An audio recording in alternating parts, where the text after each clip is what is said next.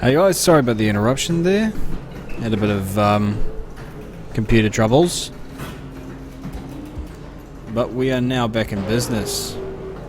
Apart from a Norton Nissan, who is not very much in business. I wonder who that is. That is new driver, Tom Hippelston. Dented front end on the Datsun, so something's obviously happened to him. As he pulls into the pit lane. Let's see what's happening on the track, apart from him. Sam Shepherd, another person who's starting tonight. And the Lockwood, that's a good sponsor, Lockwood, yes. And the Lockwood car. Just behind Jen Siverson as he gets a bit squiggly onto the front straight. So let's see here, so Jen Siverson sets 1:39.7. Sam, well, that's not quite a representative time, so shouldn't let that be bearing on the mind of many watchers. Oh. So at the moment, Brad Jessen leads with a 1:33.5. Tom Christensen just behind him. 0.5, like. Not 0.5, but 500ths of a second. Behind him, Jason Wilds in third, and Taylor Oakes in fourth. We've got a really close grid on tonight. We generally always do in the social league, but this is very exciting.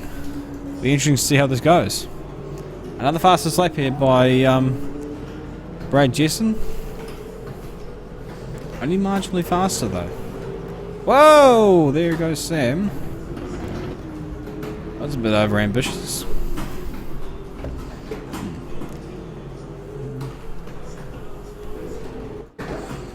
Oh, so there's Darren Owen in the Pepsi Smash. Hopefully the graphics on his car is not representative of his actions tonight. Nevertheless, he always puts on a show, Darren, so always be keen to watch. I think Brad Jessen's up in the first sector. Whoa! Darren going down the inside of Hippelston there. Without success. Don't want to get Darren angry. And there goes Brad up the inside for his lap. There we go. Let's see what he can make of this. Going a bit deep into that corner. Whoa! And reversing out on the back corner. Straight into the back of the Nissan, and that's ruined his lap. So I think this is going to be a bit one of those events whereby we've got close competition, but you're also going to have some people who are just going to make it a little bit more interesting for the front runners. So there'll be nothing left for Brad. Yeah, there you go. And Darren, whoa, way back in the background there. More troubles for the Nissan. Here comes Tom Christensen out of the pit lane. Jason Wilds. Here he comes to finish his lap. Let's see what he can do. Jason Wilds comes across the start-finish line and he sets 1:34.2, so no improvement. But nevertheless, can't count him out. He's super fast. He's just getting faster each round. So keep an eye out for the Caterpillar car, and also the Norton Nissan, who is certainly making his presence felt. That's for sure.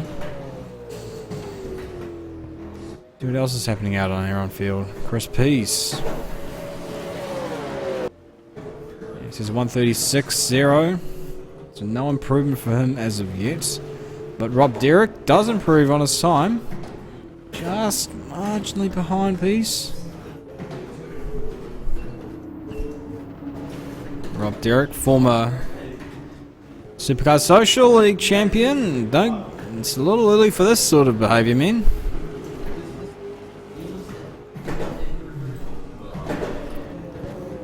And Pieces up on the first sector, which is very good. As Brad Jessen sets another fastest lap time.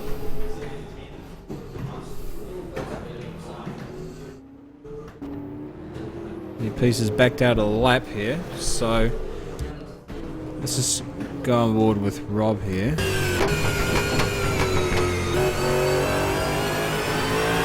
And there's many lines you can actually take into this hairpin here. You can either go out wide, you can go stick toward the inside. Either way, generally it's up to the driver, and there are multiple ways you can make it work. Quite an interesting corner to that. Right, to the last two corners. Here comes Sam Shepherd. So he goes up the inside. Didn't make it work though. So will this impact his final time? I think it will. Just let's see. Alex Sherry stopped on the side of the circuit there.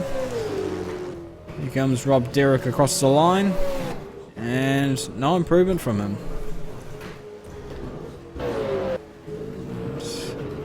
Jen Siverson, here we go. Is she on a fly here? Don't think so. Just stay on board nevertheless, just see how she goes. Doing quite well so far this year. She's been improving in each round, so interesting to see where she is at the end of this championship and seeing if perhaps she can get some better results under her wing. So,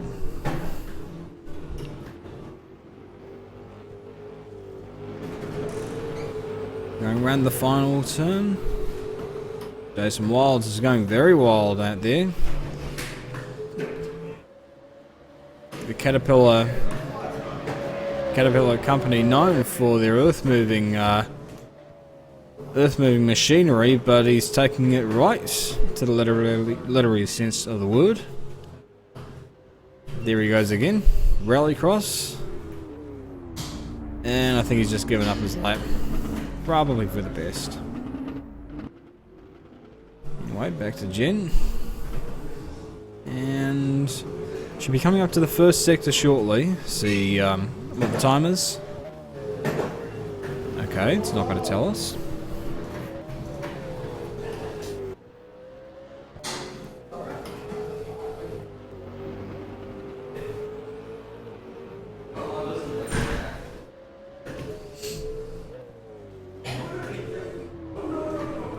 So at the moment, there's only a few people out on track. So we've got Jen Siverson out on track, as well as Jason Wilds. Well, he's had a bit of an excursion,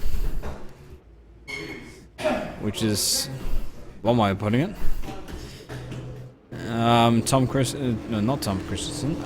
Trevor Christensen having an excursion. Tom Hippelson going into the pit lane here, as is Christensen.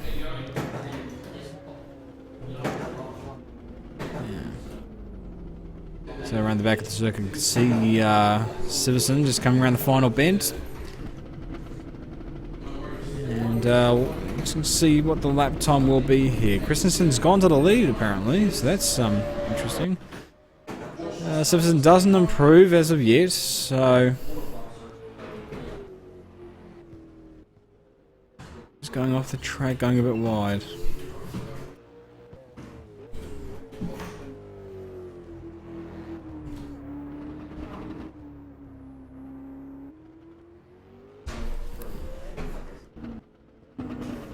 Alex Sherry. 2 or 3 seconds faster.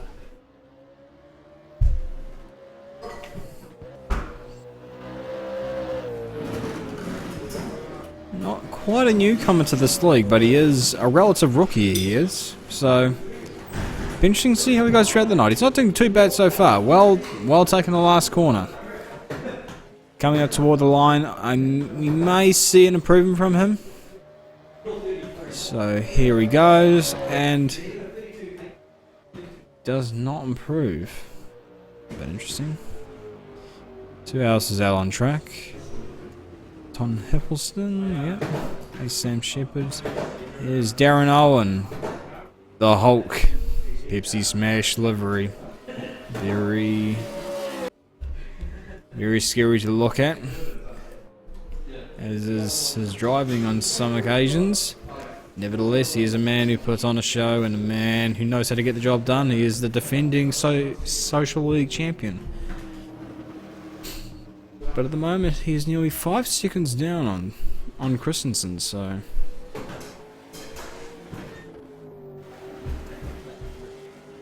Up to the first split. Again, the split's just not showing up for some reason. Yellow flag, oh dear, something's happened out on track. Hopefully it didn't involve a Norton Nissan. Nevertheless, the show goes on. Back to green flag conditions. Rather conservative on the exit there. He was. Dipping wheel out in the grass there. Unique lines here from Darren. And... the shifting his line in the middle of the corner there. Not that brilliant, but nevertheless... early days for Darren so far. And, well, not riding the curve too well there, and going very wide into the corner. Going through the last corner, see what he can do for the remainder of this lap. His current best is a 1:37.821. Surely he can improve from there. And he does, it's a 1:37.5. So...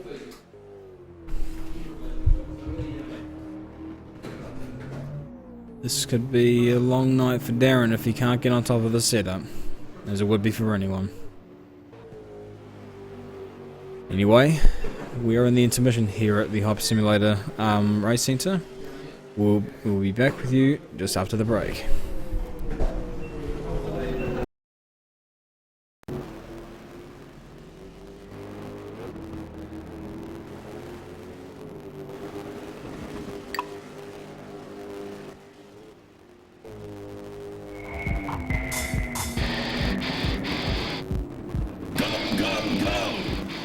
Best racing car simulators are now available for your personal and corporate entertainment.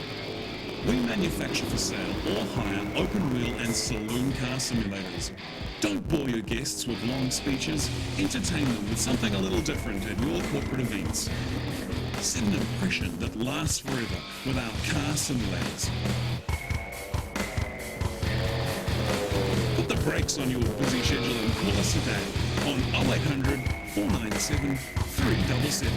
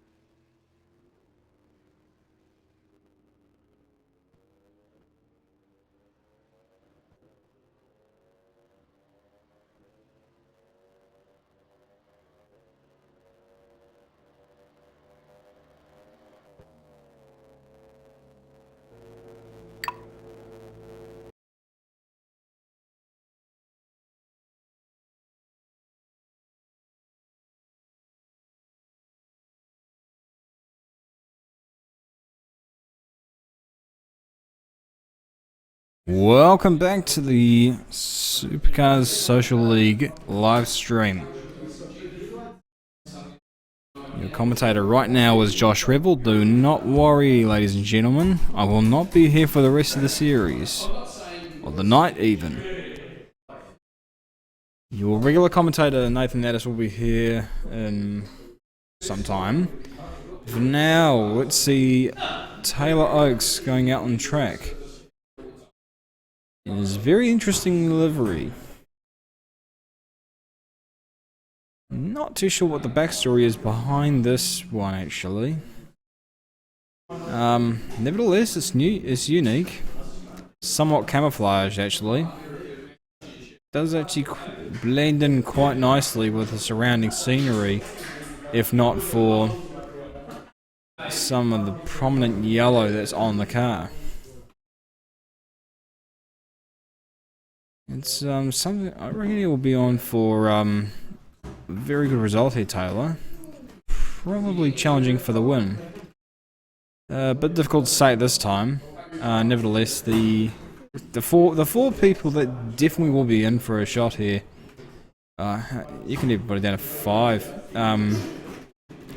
Is Trevor Christensen, Brad Jessen, Simon Cribb, Jason Wilds, and of course Taylor himself. And of course, there's a lot more into this than simply someone else is faster, because we have seen occasionally a few times this year. I mean, Oakes has been faster in the practice sessions, but it's just failed to deliver in race setup. Now, anyway, here he goes on his flying lap, first of this practice session. Going into turn 1. Not bad at all, and hanging out very well on exit. So now into turn 2. It's not quite as well going into turn 1 as what turn 2 rather as he could have. Coming out on exit here as we go on board and down into the dip. A very bumpy circuit this is, so it provides quite a challenge for each car, each driver. To not only learn the circuit and try and extract the most out of it, but just taking consideration the bumps on the circuit, especially the curb right there, which is very high and elevated. If you go too far on the inside, you just end up completely unsettling the car, something fierce.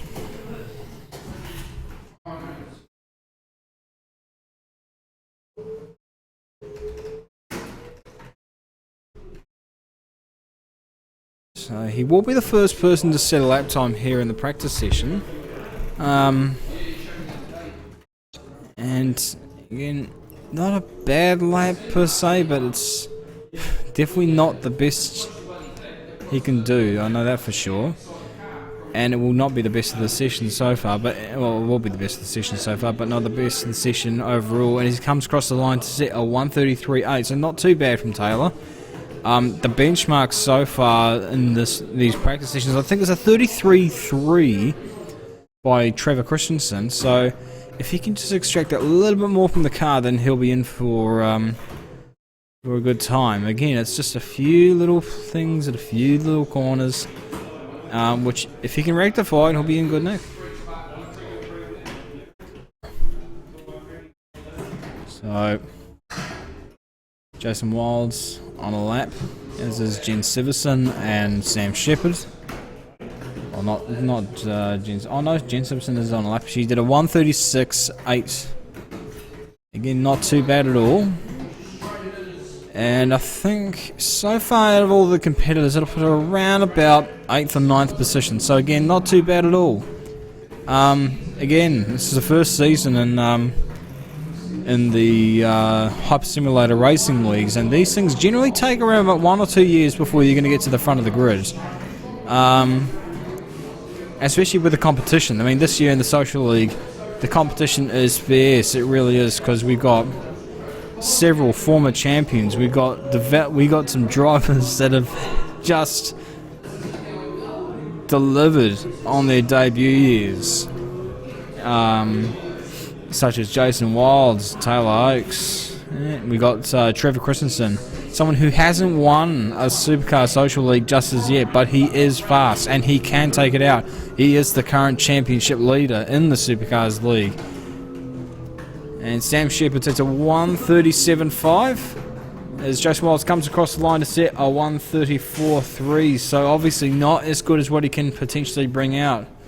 Be interesting to see what he can do though. However, as everyone's now back in their cars and going out for the lap in the final preparation for qualifying.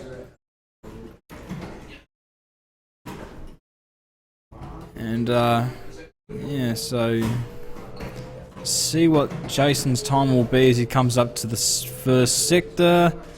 Not quite good enough. 3/10 down to the first sector. Yellow flag's out. What is this for? Yep, that'll be it. Sam Shepard just off the road and nearly hitting Taylor Oakes on his way out of the sandpit. Taylor Oakes still in first place. He's still not extracted a better time than his initial one. But we'll see. Stay on board with him and see what he can do.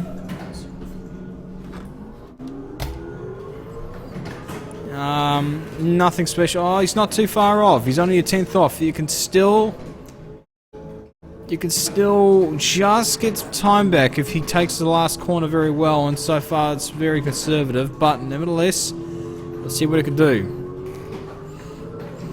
As he comes up toward the line, will he improve? And he sets a... no, let's not bother. It wasn't an improvement. 3/10 down. Dear me. Come on, Taylor. Get a move on. Simon Cribb sets a time, 1:34.2. Just behind Brad Jessen, who's set a 1:34.1. So at the moment, Taylor Oakes is leading from Brad Jessen, Simon Cribb, Jason Wilds, Jen Siverson, Sam Shepard, and Thomas Hippelston rounding out the top 7.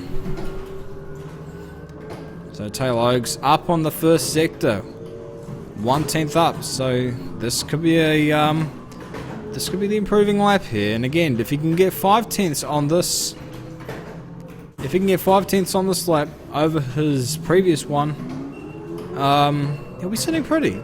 And especially if he can do that in qualifying, yes, very much so. We could be looking at the pole sitter right here.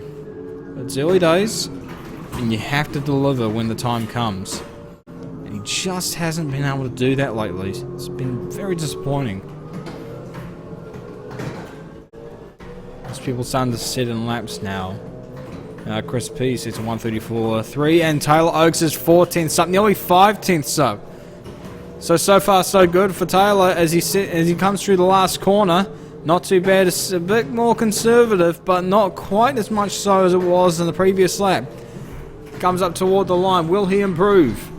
Taylor Oakes, it's going to be a 1:33.3. He has done it. He has gone half a second faster than his initial time. That is the new benchmark, ladies and gentlemen. Can anyone beat it? The offer's up on the table. Will anybody beat his time?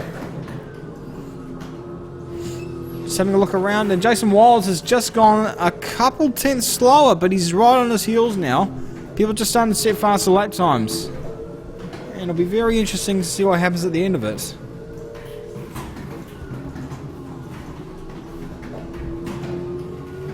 Darren Owen sets 1:36.8, no, 1:36.3 rather. My apologies. And the Pepsi Smash livery. See if we can find him on track. Oh, and never mind, we've got an interesting battle over here. Jason Wilds on Sam Shepard. A bit early for racing, boys. And there's Darren Owen in the background. Let's see if we can get to him. There we go. The Pepsi Smash livery. But he's down in the first sector by 2 seconds. Far from ideal. One wonders if that is where he's losing all his time in the lap. Surely not. Yeah, Darren's got a very unique approach to avoiding situations like that, but nevertheless he has avoided it nonetheless.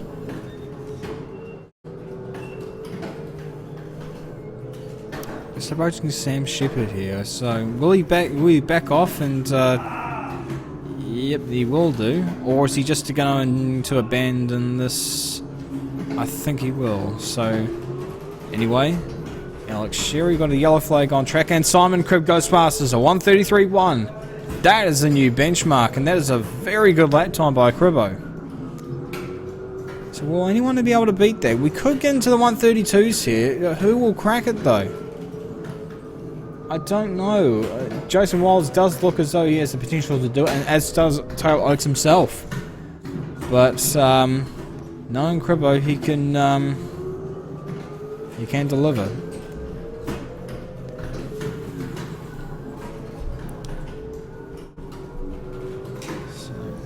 See what Alex Sherry can do, coming around the final corner in the VIP Pet Foods car. I'd like to thank him for coming along tonight.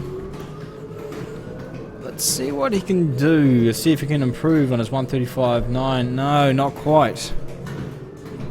Just, oh, he's way off. Way off, so something must have happened to him on that lap. Surely. Darren Owen is 1 minute and 7 seconds behind in the second sector. Let's see if he can improve in the last corner. Don't know. It'll be interesting. Nevertheless, he can improve. So, will he improve on his lap time of 1:36 as he comes up toward the line? Not quite. A 2 minute 45.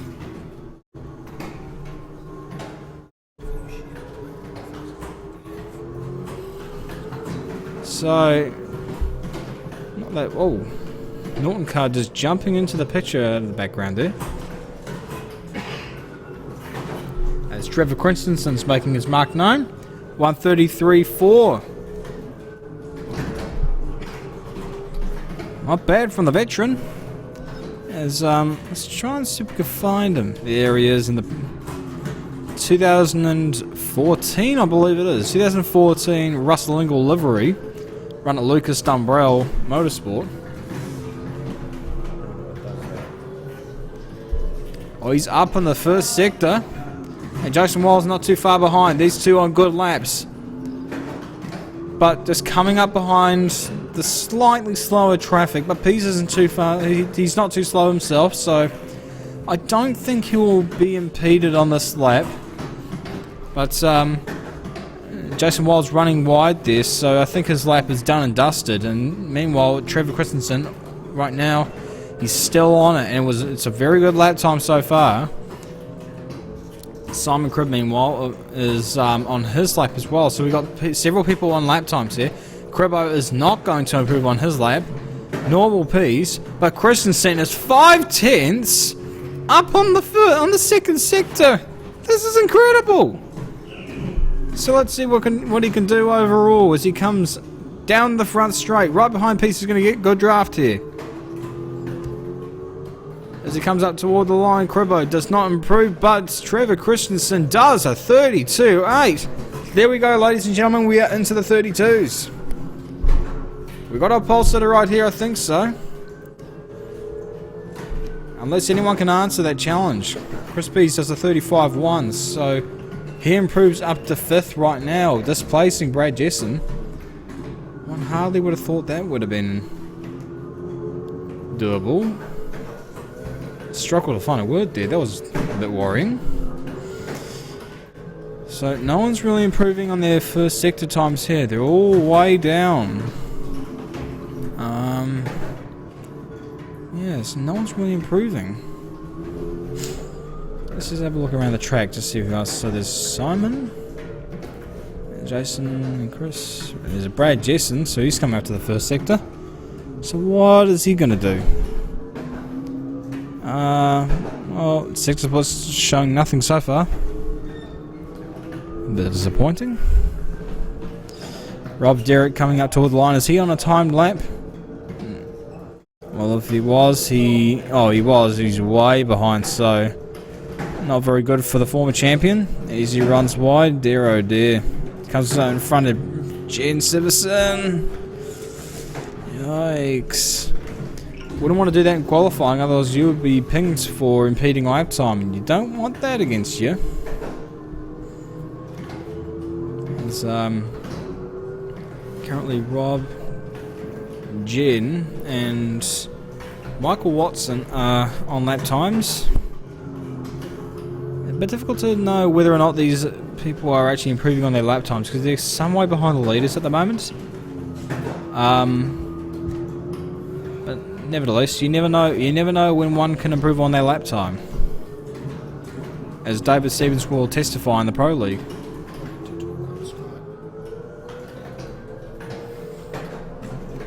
Anyway, so we'll be going to qualifying quite soon, and at that point, Nathan Addis will take over commentary from me. This is Josh Revel. Thank you very much for joining the Supercars Social League. We'll be back with you in just a moment.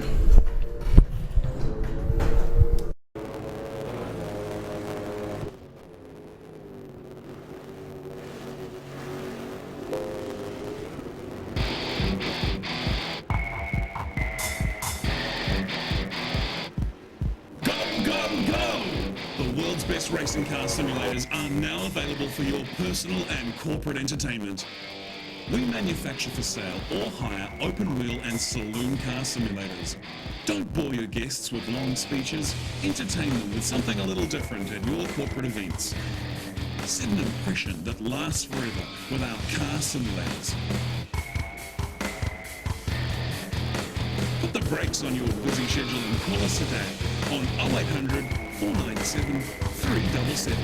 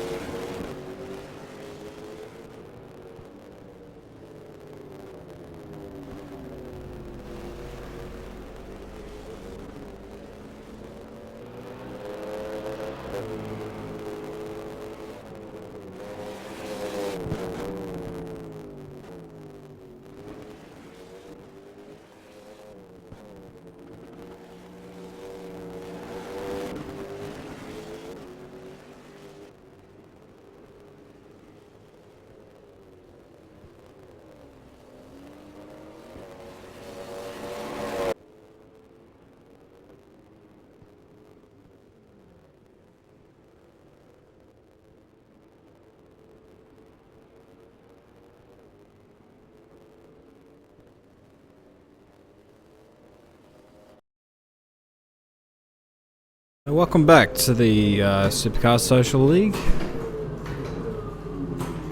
Yes, I am still here. And yes, I apologise. Anyway, so Trevor Christensen is still at the top of the 132.8. Just seconds remaining in the practice session. Well, we will be going to qualifying just shortly. And it will be interesting to see what the one-lap dash will provide in terms of how these drivers will perform. It's a very different thing from a long practice session. There's no second chances here. You've got to nail your lap. And it would severely hamper you starting from the rear of the grid as opposed to the front. Even if you do have the pace to get up to the front rather quickly. Every little counts in these leagues. Sherry just getting loose there. Although I think... Oh, he is still on a hot lap. He still can improve on his lap. Just made it over the line in time. Going very wide on exit. He's got damage to the car by the looks of things, so... Nevertheless, just see what he could do. I'm just looking up and down the grid for improvements. There's nothing quite yet. I think Chris Pease has improved. He's at 133.9, so far... so good. He is in the ballpark for this. Very much so. Rob Derrick, half a second slower than him. Alex Sherry is going very, very wide here. And far from ideal. So shortly we'll have Opai Paraha joining us. Making it 14 drivers for the night. And again, there is a couple of regulars who aren't with us tonight. Tony Dance, which is a bit of a shame because he, very much like Darren Owen, he knows how to put on a show for racing. And Ryan Bailey, who at this time is moonlighting in Thailand rather than the top of the field is where he normally is in these leagues.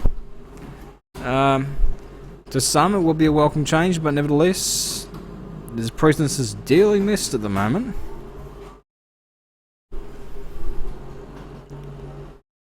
So that is the end of practice by the looks of things. So your top 10 in ascending order for practice. 10th is Darren Owen. 9th Alex Sherry. 8th Michael Watson. 7th is Rob Derrick. It's a bit it's sad for him to be down there. He normally is up right at the pointy end, Rob. Being a former champion himself. He's a second and a half off the pace, so that's a bit worrying for him. And the top 6 right here, all within a second of each other. So all these people were in the ballpark tonight for the win, by the looks of things. Oh, you can't really count out Rob Derrick either, because you just never know with these leagues. So anyway, Chris Peace in 6th. Jason Wilds 5th, Taylor Oakes 4th, Brad Jessen in 3rd, Simon Cribb in 2nd, and Trevor Christensen, the championship leader, rounding up. Well, not rounding up. He is the top of the timesheets. Qualifying still to come. We'll be back with you in just a moment.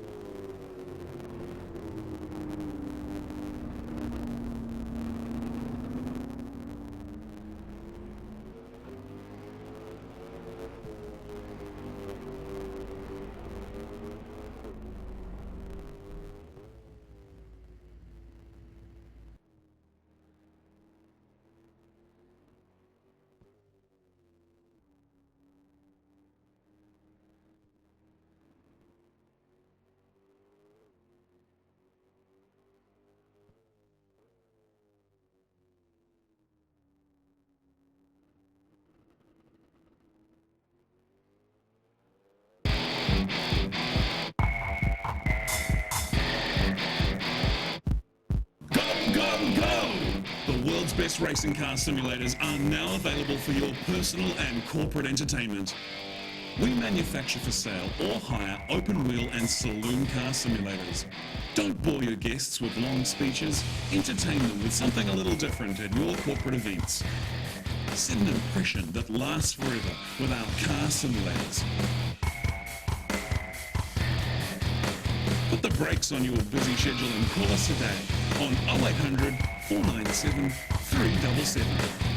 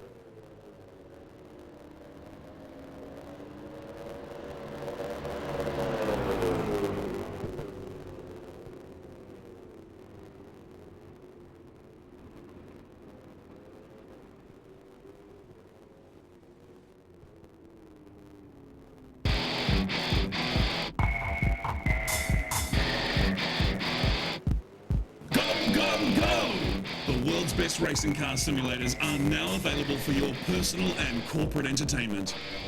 We manufacture for sale or hire open wheel and saloon car simulators. Don't bore your guests with long speeches. Entertain them with something a little different at your corporate events. Set an impression that lasts forever with our car simulators. Put the brakes on your busy schedule and call us today on 0800 497 377.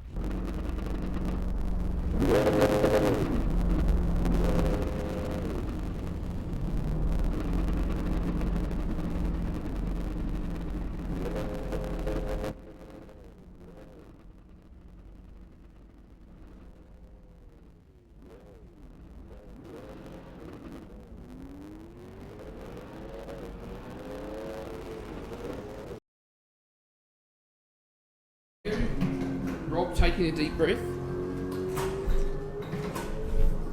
Rightio, as the qualifying commences for the Supercar Social League,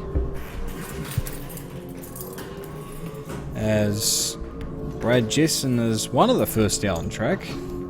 See who else? Taylor Oakes. He is right into it. He wants this pole position. He wants to know what that front row tastes like.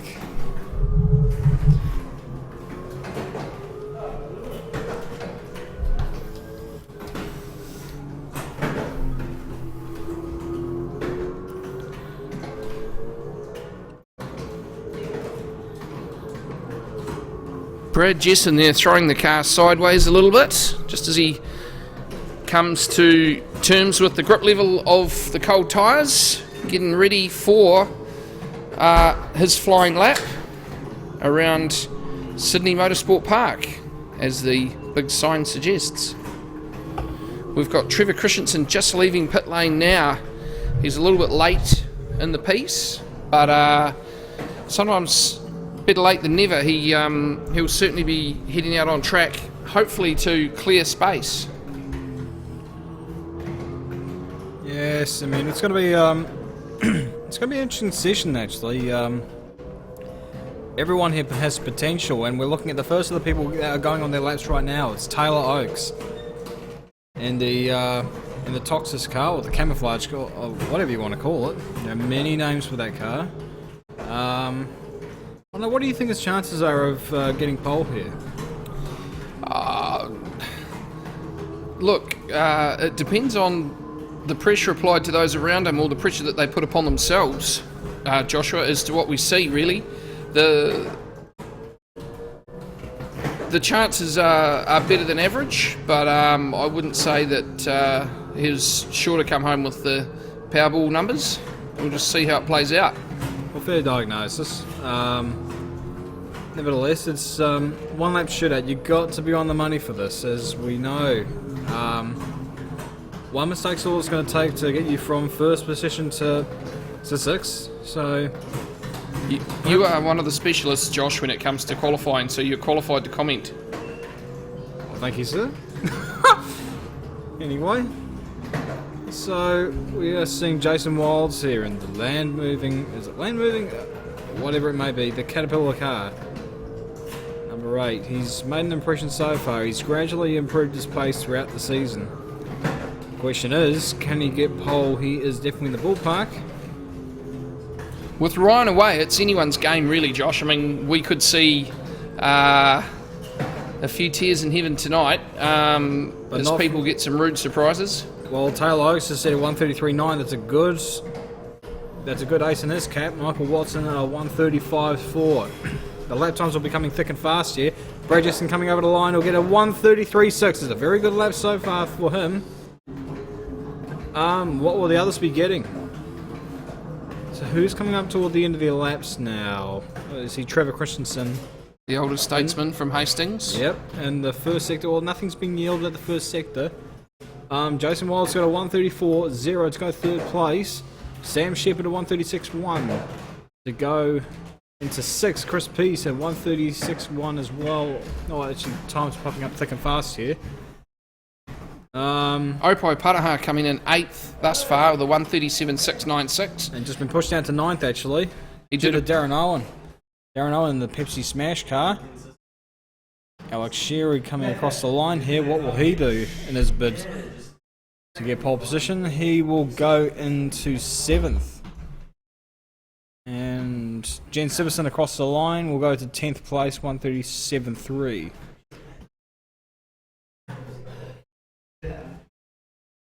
So Tom Hippelson coming across the line. Go to the bottom here, and Trevor Christensen. This is the man we're looking for. Coming across the line, he'll do a 133.6. He does not get pole position. It is Brad Jetson on pole position. Or is it? Simon Cribb is still to finish his lap. Where is Simon Cribb? Here he is. At least he's on the racetrack. That's always a positive step forward. Yeah, very much so. But will he remain on it for the remainder of this lap? We live in hope. Oh, we all do. So Simon Cribb is a great unknown at the moment. He's the red herring in the pack. We've just got to wait for him to post his time.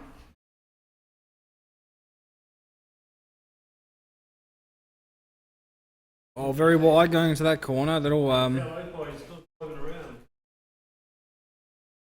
they're going into the hairpin here. Nicely done.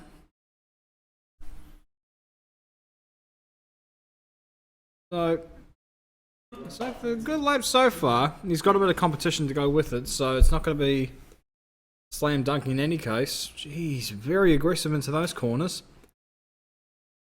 Question is, what will his overall lap time be? Interesting line coming out of the corner. Heading up to the finish line, what have we got? Will he unseat Brad? Yes! 132.8. Simon Cribb takes pole for race number 1 of the Hyper Stimulator Supercars Social League from Sydney Motorsport Park. We'll be right back with race 1 shortly.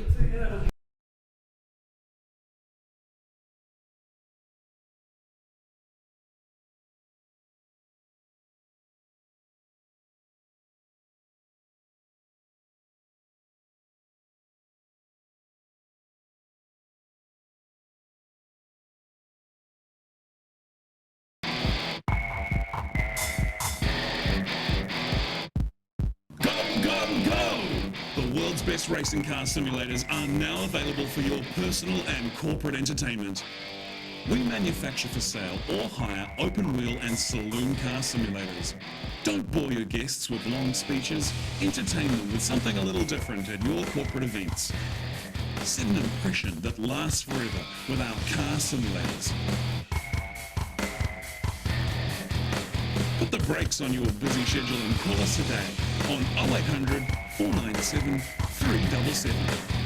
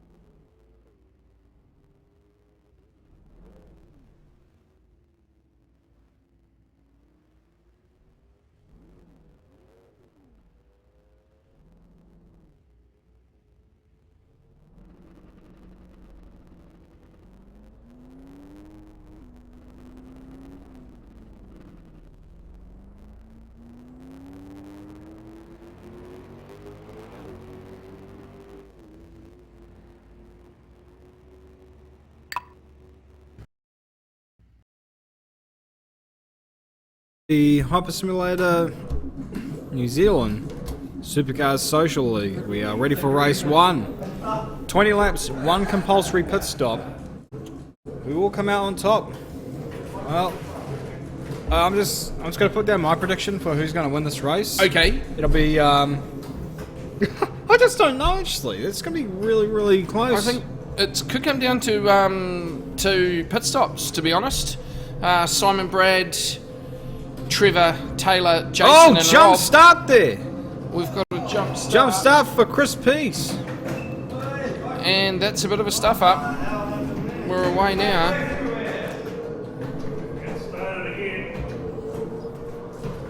So, right now, in the lead is Jen Severson. Jen Severson leads the race from Simon Cribb, Brad Jessen, Trevor Christensen as they go hard on the brakes for the first corner.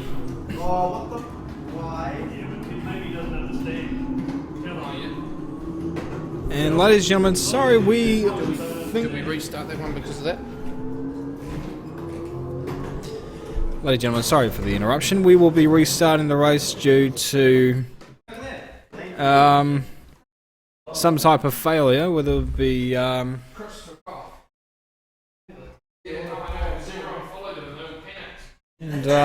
what we got. Ladies and gentlemen, what we got here was the ultimate of false starts. So we apologise for that.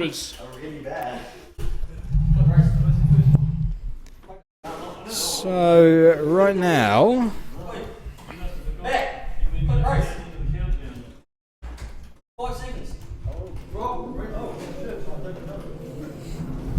sorry about that, but we are now back in contention for lights out, and we are underway.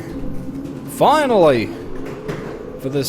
for race 1, as Brad Jackson gets off the line first, Simon Cribb's lost the lead immediately, which is never a good thing. And what is not a good thing is the rallycross that is ensuing out here. Get back on track, boys. Oh, not like that. What's happening at the front here? Jason Wiles has run into some trouble here. I think he's waiting to readdress an incident just quietly. Chris Pease, at least this time, didn't bolt well before the starter's green lights. He was the cause of our race restart in this one. Rookie mistake, I guess you'd say. But that's right, easy to do in the heat of the moment. Been done by some fairly seasoned and experienced hyperstimulator racers over the years. Possibly also myself included. Possibly.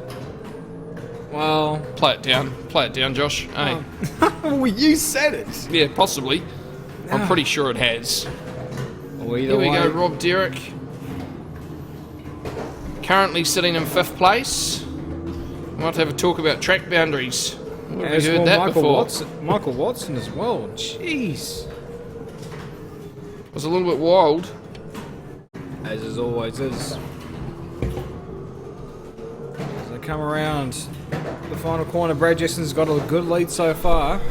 Taylor Oates is just keeping grip behind him. Darren Owen sitting there in 4th. Probably the most dangerous car in the whole field to have behind you is Darren Owen. Simon is going to make a lunge. No, Taylor's covering at turn 2. There's not a lot in it between these two cars, but there's battles all the way through the pack. Trevor Christensen making a move there, potentially on Rob Derrick. Chris Peace in the Red Bull Racing Australia jump starter entry. Yes, well, it's going to be an interesting to see Jason and Michael back there having a bit of a coming together. Luckily, nothing too bad resulted from it. Opie having a bit of a excursion on the grass there. Never a good thing, especially around this circuit. Keep off the grass has never been a truer statement. No, it's not lawnmower racing, Josh. Well, to most it isn't. Oh, we've got a spin at the back there. wonder who that was. It was Alex Sherry. Sam Shepard. Let's go look at the replay here. So Sam... Round, a little bit of lawn. Yep, it's not what I've sent him though. Let's see what it does. Oh, it's just getting on the power too early. Coming out of the corner. Very lucky not to pitch it into the wall there. Could have been very bad. Taylor Oakes gets the fastest lap of the race at 1:33.6. It's a good pace so far from Taylor. And he's just extended the gap over Simon now, so he's just 1.2 seconds behind Brad. And again, this harks back to what I was saying earlier on. You can have the best lap in qualifying. It doesn't account for much. You've got to have the race pace. And right now, Taylor is in with a very good chance here. A long way to go. Jen Siverson. Michael Watson. So Jason Wild's just looking to set up a pass potentially on Opai Paraha, both of them having their own unique individual misfortune there. and Michael Watson, the optimistic person he is, just comes through. Got 2 positions. Thanks very much, boys, he says. You do have to make hay when the sun's shining, something that hasn't been happening a lot lately in New Zealand. Is Opai. Ooh. Him and Jason are going to have what I think could become a race-long battle. Opai's only going to get quicker as the night progresses. Eva the family man, he shot out to a family dinner for the early part of the night, so he had about 1.5 laps to look around the track before we went qualifying. So everything for him is still very much exploratory. And with this pace right now, even if he does stay in this position for the reverse grid race, will be very interesting.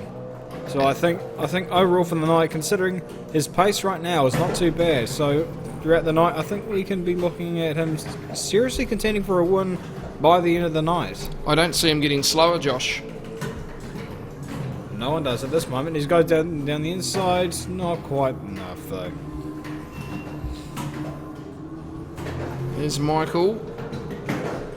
It's so close. You don't have to be very offline to lose just fractions of time.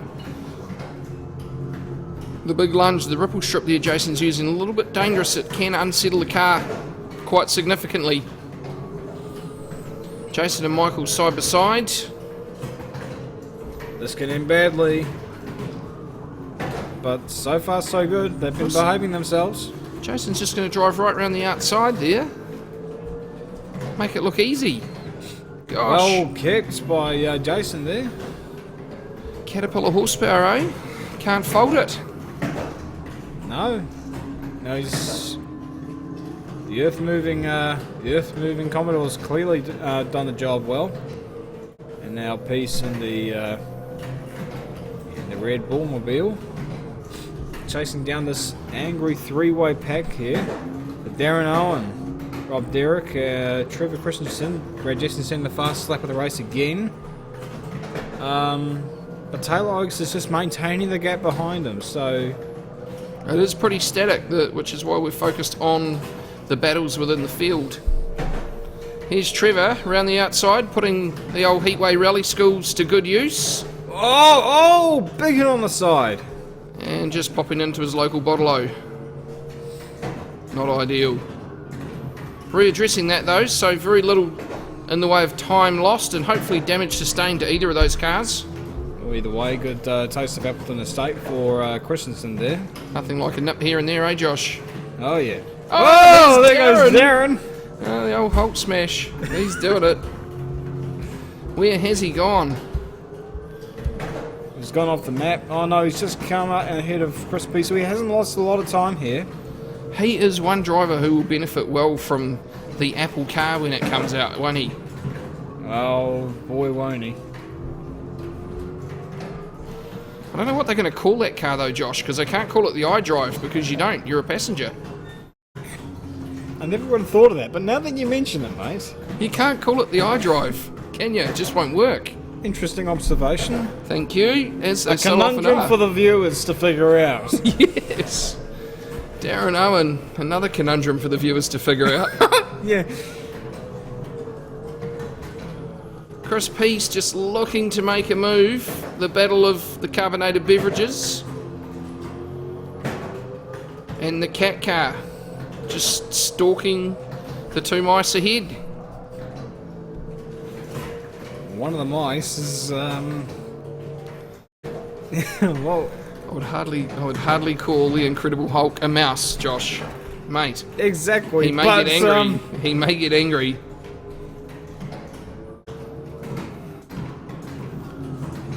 Here we go. There's just battles. Battles everywhere. Battles for Africa right now. Jason just trying to lay tarmac on the inside of that corner, trying to fill in the grassy knoll.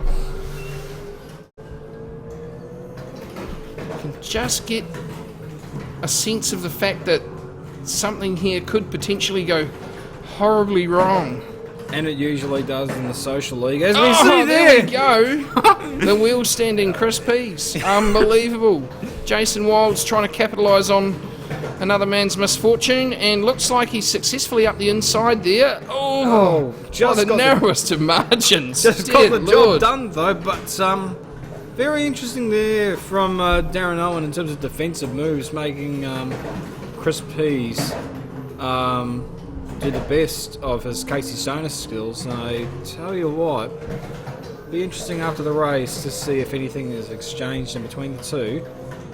But I wouldn't say it'll be the last time in the race, and Darren Owen is taking some very unusual lines through the last corner. He's going to get bad momentum out of this corner. Chris Pease on the outside. He is alongside him, I think. Darren, the effervescent blocker, probably the only man who can create a 7 apex straight.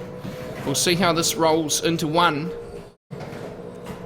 And Chris no. just dives up the inside for the braking area at 2. But you never say never with Darren. That was a bit deep, Darren.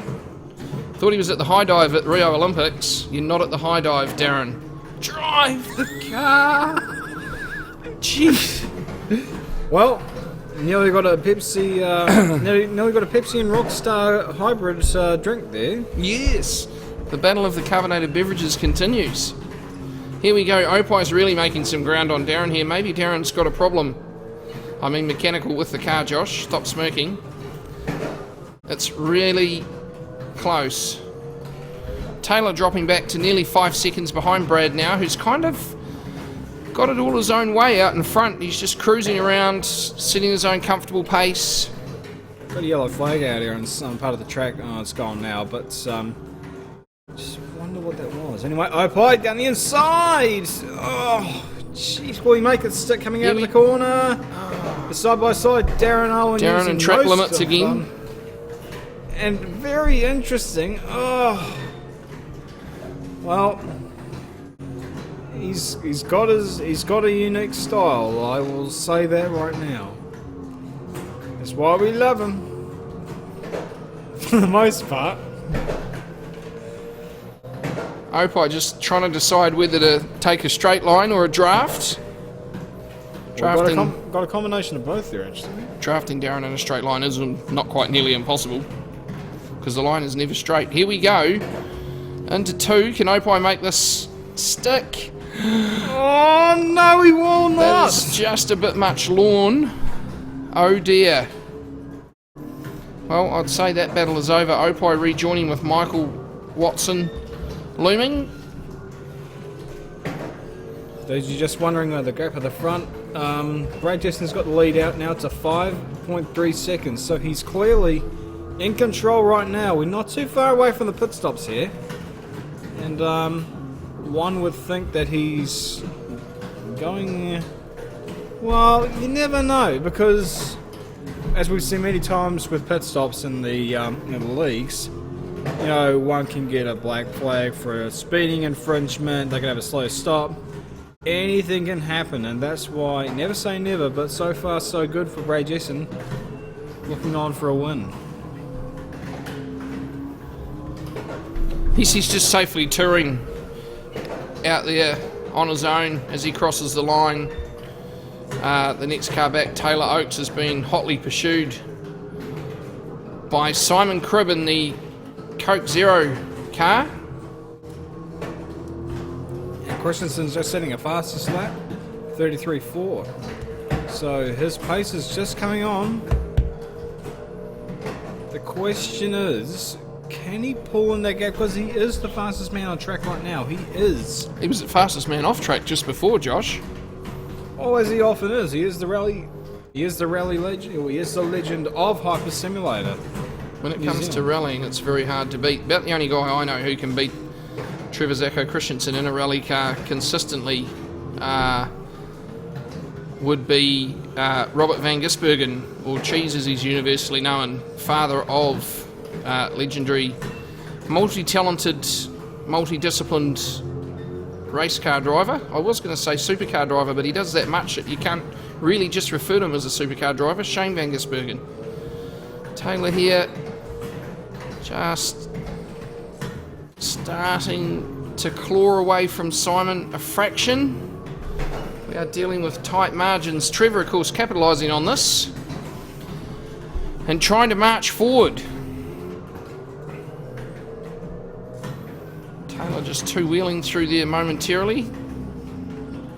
Simon in the Coke Zero Volvo still being hotly pursued by Trevor Christensen. It's just... well, he's maintaining the gap. Oh, he's coming in. Simon, he's pitting. Whoa. A little early, I think. But Maybe. Nevertheless, it's strategic calls. You can benefit from newer, fresher tyres.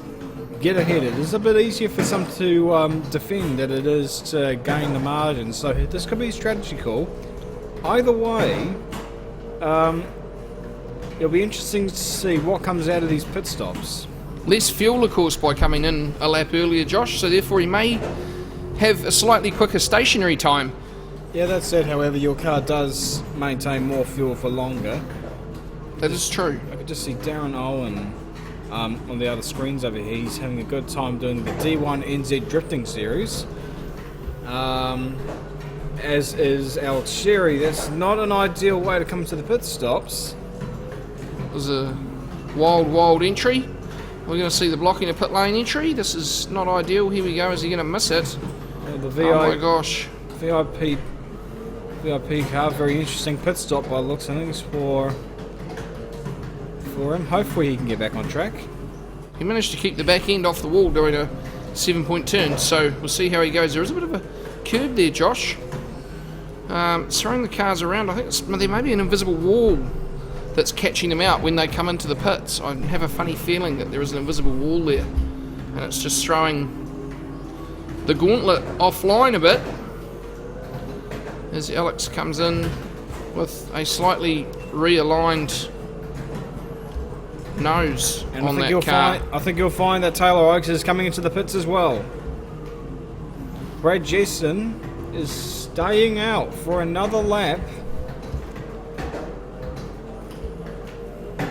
Now this is where it gets interesting, because right now Jessen's in lap traffic, but Oakes is having his pit stop obstructed, and this guy has got damage, which is going to keep him in for longer. So right now Oakes will be fuming at that. He is fuming.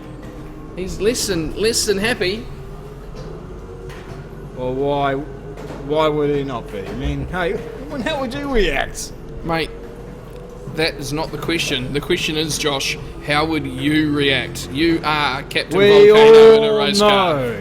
We all know. Mate, your explosions are legendary.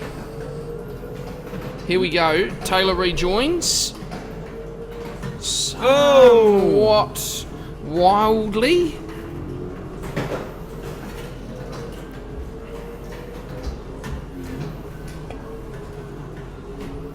Sam Shepherd there, a first-time driver tonight in the Lockwood entry. Just struggling a little bit to come to grips, I think, with the horsepower and the handling of these cars. They are a bit unique. Here he comes. No, I thought he was making a late entrance into pit lane there, Josh, but he's carried on for one more lap. Let's see what happens. Brad Jessen as well. He's just going on for another lap. He is coming into the pits for this lap, but you know, you would think, given the degradation of the tyres and so on, and you see Jason Wild's getting a bit of damage there. He is sporting some damage. Just pulling it up. And I think he's sped into pit lane. Darrow dear.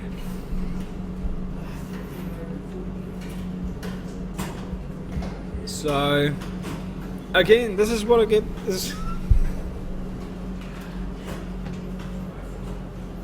Rob Derrick just doing some very adventurous angle parking there to make the most of his departure. Jason just crawling away. What can Rob do? He's in it to lose the least amount of time. And Simon Cribb just lighting the track a light here. 1:33 flat. I mean, that's just 2/10 off the fastest time set overall for the night. So, I mean, Darren is about to head back out on track. Did he get out of jail free? I don't know, but if he He did. He did, and he does pass go and does collect $200. Well done for Darren. Not sure about the $200, but he's done the other elements. Yep, he managed to come in there very late. He was sighing and crying when he crossed the control line on the run into the pits, which with Darren usually means he's aware that he's got it wrong. And he's got out of jail free there and got no drive-through penalty issued. So he may just have misjudged where the control line was. And the cards have fallen in his favour. Chris Peace, of course, hunting down Darren, flat out. So, we just got Brad Jackson in the pit lane here, so He's making a late stop, 27 seconds ahead of Opai Paraha, who's currently in second, which means Opai's done really well in the pits, or is he not pit? No, he's a lap. He's got to come in this lap too. He's a lap ahead of Simon, isn't he? Yeah, so he's got to come in. There's Opai entering pit lane as Speak of the Devil. Brad leaving the pit lane.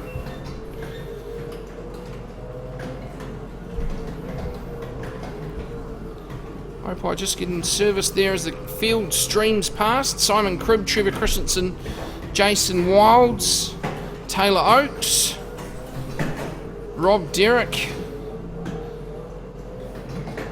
Skipping through there, Darren Owen. And just getting back to the leading pack here, Cribbo has made up an immense amount of track position here, right behind Brad Jessom. And if you look behind as well, there is Trevor Christensen as well. It has closed up the pack. Oakes is just, he hasn't fared well in all of this. He's lost a lot of time, but nevertheless, this is the battle pack, and the lead, the 5-second lead that Jason has had is now down to just I'd say about a second. Ooh, Simon just drifting through the corner there. A little bit ambitious. Any more of that, then the early stop will not bode well. Jason is on much newer tyres, so he's gonna make do.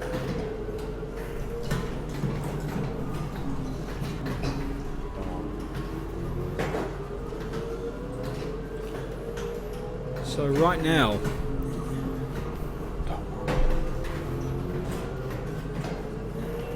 it is Brad Jesson leading from Simon Cribb, Trevor Christensen, Jason Wilds, Taylor Oakes, who rounds out the top 5. The bunch is close here at the front. Simon just 3/4 of a second. Look at that! Trevor behind. Christensen, 1:32.3. Setting the track alight, the old man. Here he comes. Who are you calling old? That's a bit rude. Oh, it's just a compliment, and especially given his pace, I tell you what, run for the hills, Brad. Run for the hills, Simon. Here comes Trevor Christensen. And he'll use the grass if need be. No, he won't. He's a very honest racer, Trevor. Well, actually, hang on. Oh, Don Hippelson just paying caution to getting back on track there. It was good of him.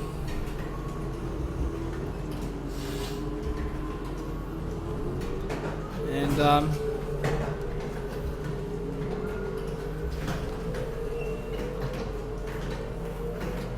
it'll be very interesting to see with 8 laps to go.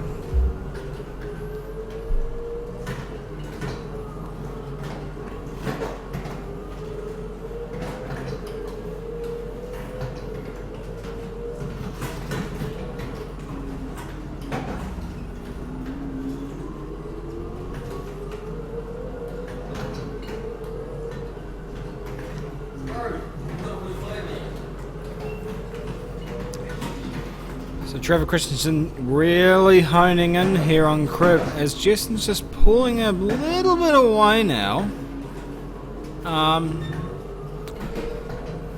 The battle pack down the rear of the grid is really starting to hot up here. Wiles is in 4th.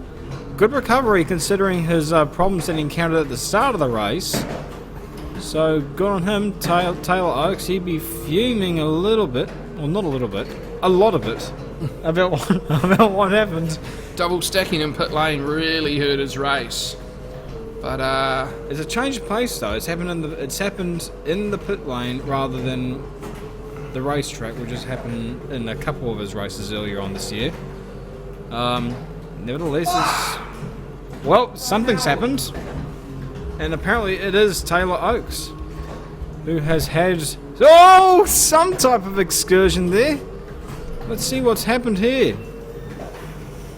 So he's just coming up behind Hippelston. I think Hippelston's changed his line. And quite evidently, Hippelston has changed his line there. That didn't go particularly well. No, quite clearly it's the antivirus software.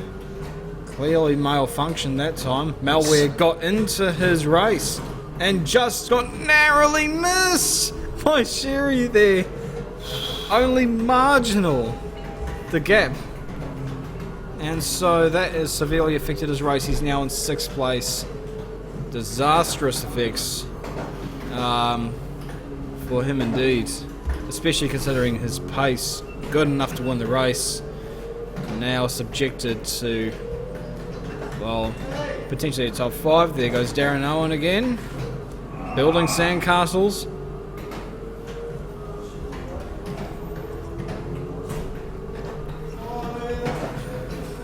Christensen's just fallen back here.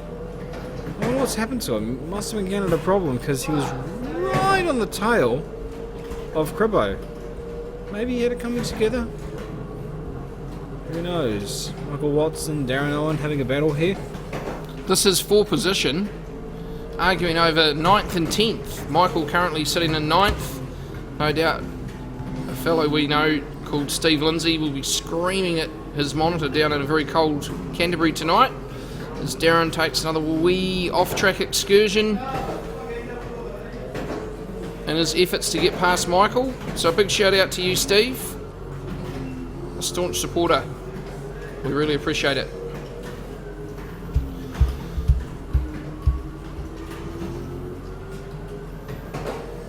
Opie here with a wiggle on. Jeez. A bit of a wiggle on. He's got Sam Shepherd behind him, albeit let's go back there. Let's go back there.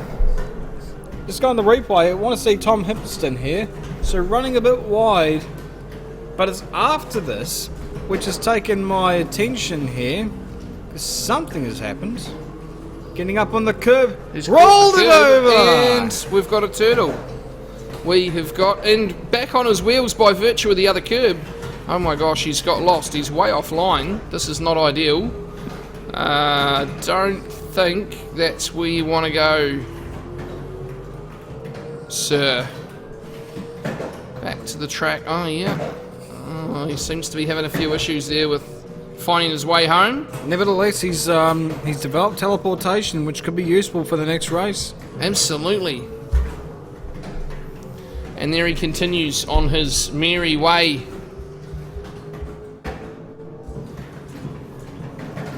It's all just become a little bit static. The battle between Michael Watson and Darren Owen is still there, so let's just go and have a look-see. Oh, no, it's just died down a little bit. Michael's just got marginally ahead of Darren. Jen Siverson there. Coming around to complete lap 15. The field's starting to spread out a little bit more. 40 seconds covering the top 10.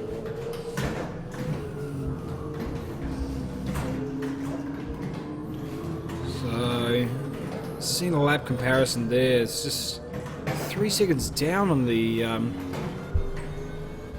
that time. So obviously something went awry. And we'll just do an onboard lap here with Trevor Christensen so you can see the way he hustles a V8 supercar around Sydney Motorsport Park, the circuit that many of you may know as Eastern Creek.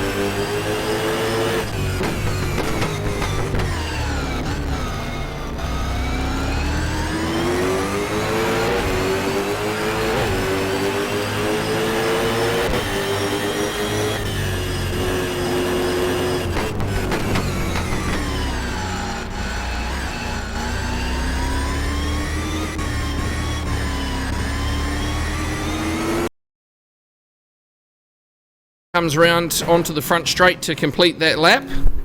So hopefully that's given you an idea of what these cars look like from inside. Trevor, a seasoned veteran and quite a smooth driver too, so he's a good example to make as Opai Panaha and Chris Peace further back are fighting.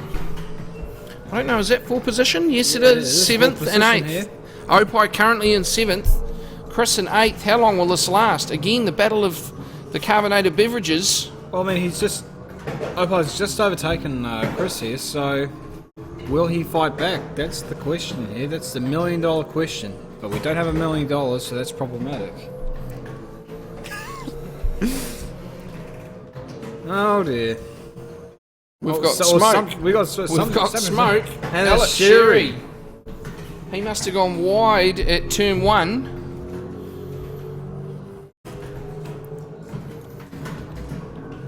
Chris just trying to make ground on Opai, but Opai's just got a marginal edge there.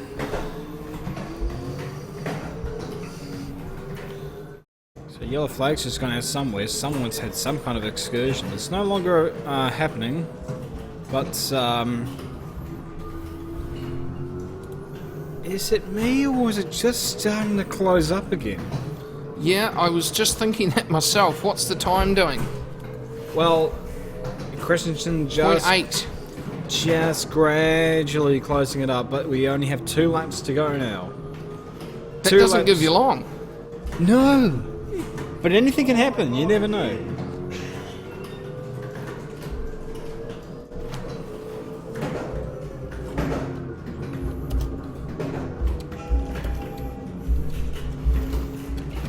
As Christensen just gets close to the crib here.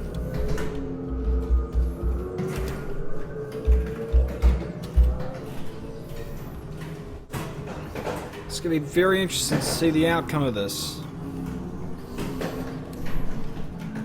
Oh.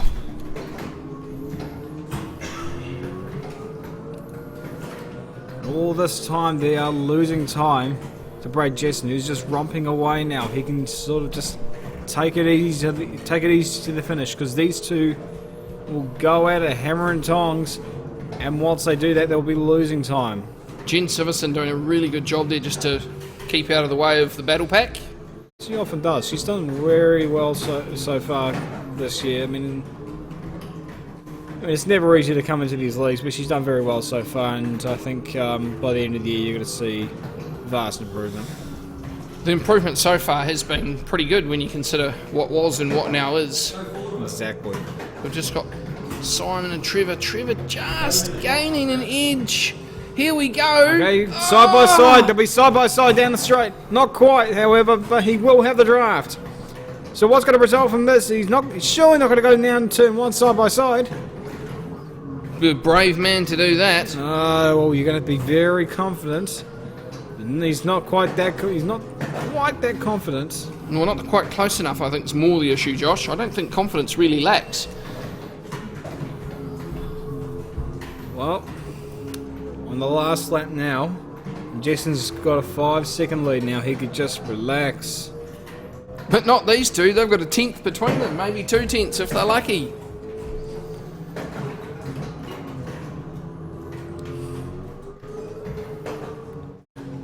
Big shout out to our friend Simon Farrick. It's a shame that you aren't here racing tonight, mate, but you'll be welcome along next Monday for the new league. It was good to see you here a few weeks ago, and nice of you to pay compliment to our coverage tonight. We really appreciate that. Thank you ever so much. Brad Jessen just coming around on his last lap out of the hairpin, under the big pylon, and round to take what is almost certainly a checkered flag, but the battle behind him, never mind the superhero at the front. Garth Tander can just go on hold for a second, because Trevor is going to have one last look. He's not quite close enough here, so it's Jessen all the way for first place. Simon Cribb will be ecstatic in second. Brad Jessen takes the win here in race 1 from Simon Cribb. Trevor Christensen in third place. That's your podium. Jason Wilds doing a very good recovery to come home in third. The battle for the lead. It's obviously over. The battle for the lead's obviously over. Also, Rob Derrick will get 5th place. Will he? Yep, here comes Rob. Safely home. Now kick back, have a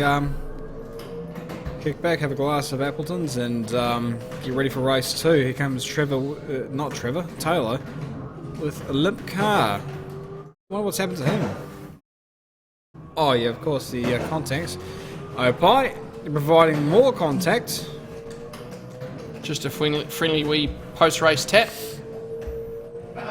Darren Owen bringing it home in 8th. It's quite a drop down off the track there. Yep, you don't want to get a wheel off the grass. Michael Watson in 9th. Chris Peace, has he run out of fuel at the line? I think you'll find that he has. He's just, oh dear, had an oh dear moment. He's marginally short, just briefly away from the finish line. Will one of his friends just give him a wee nudge to get him home? No. At the moment, he's sitting in 10th, unclassified. Get out and push, mate. Come on. Get out and push. I'd say he's going to be called 10th, or will it drop him to the back? That is painfully close to the finish line. Painfully close to the finish line to have that happen. Obviously, it'll still count him as 10th place, however. So at least he can have that in some comfort. Clearly, the Red Bull hasn't given him wings in race 1. So we'll take a short break, and we'll be back with you very soon for race number 2, which will be a reverse grid of the finishing order from this race. We will catch you shortly.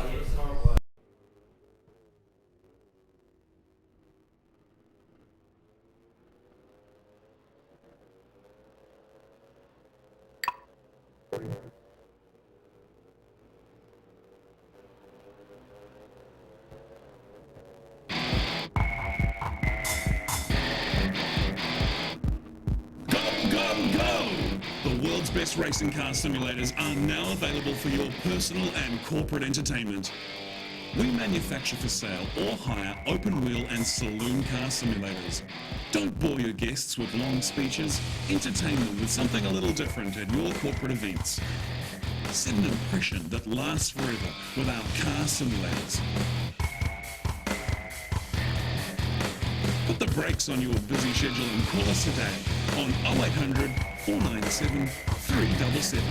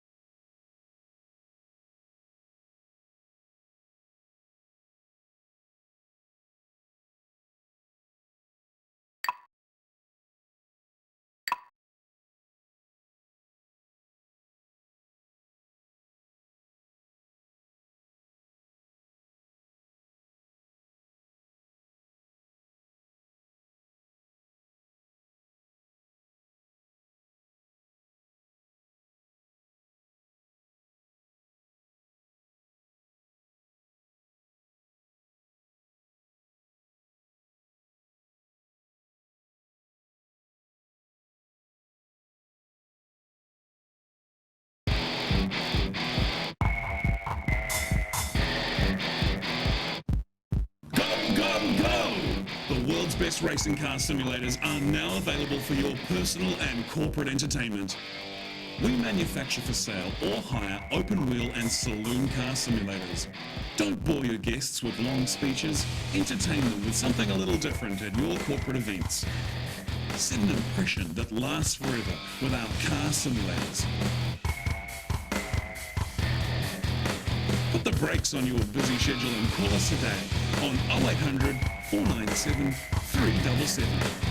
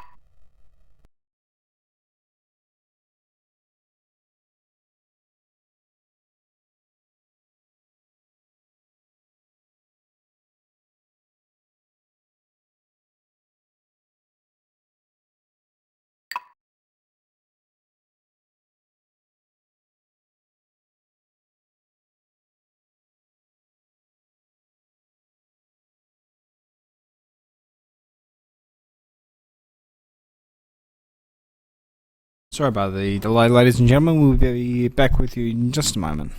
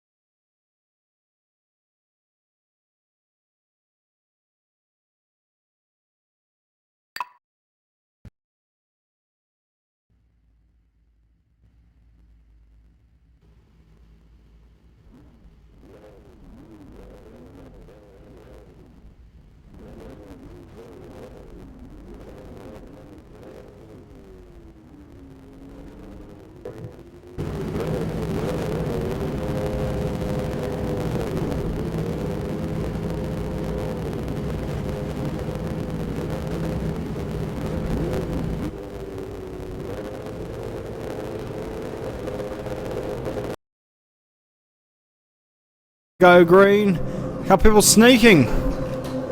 A lot of people sneaking there. Very much so. See a couple penalties coming out of that. So Jen Siverson has taken the lead from Alex Sherry, Thomas Hippelston, Chris Peace, Michael Watson, Darren Owen, Rob Derrick, Sam Shepherd.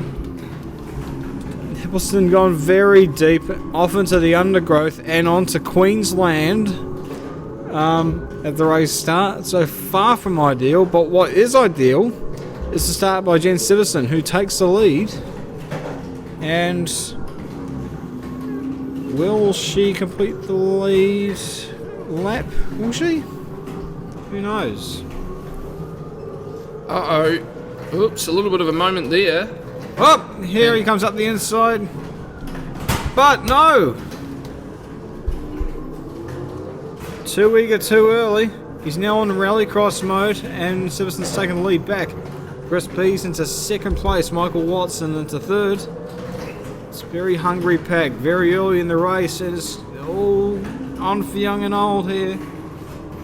Some sufficiently younger and older than others. Ginger's holding her own with the pack looming down on her. Oh dear. This is potential for chaos. And oh dear.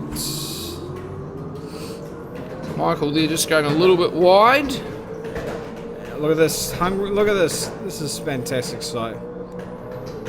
Turn 1. This could be hairy. Turn 2. That could be even hairier. It's always hairy. Especially in these reverse grid races. It's all about keeping the racing close. Well, it's getting more than close at the front. As Chris Peace has taken the lead and is extending his margin already. Brad Jesson already sporting some damage there. Race 1 winner. He's right behind Sherry right now. Oh! Defensive moves there by Sherry. That's one thing for sure. The Pepsi smash. Oh! And Sam has just ploughed. Absolutely ploughed into the pack. Well, more into the Pepsi Smash card, living up to the name. But the Pepsi Smashed was the one who got smashed. He's just gone out there and Smashed. spared. I think he's actually had a wee moment. Someone's given him a tap. It may have been The Smash. the smash, the Hulk smash, and then The Smash got smashed. karma. Oh, Sam there, just really struggling to come to grips. Darren Owen rejoining the track. And Christensen got caught up in that as well by the looks of things. So, Yes, dear, oh dear. that was a wild, wild moment. Funny how it's self-policed though, and that. No, that's one of the benefits of the social league that you get sometimes. Well, just in racing in general.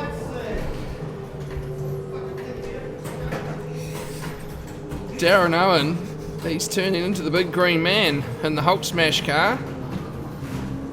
The verbal coming flying out is colourful to say the least, much like the driving style. Yeah.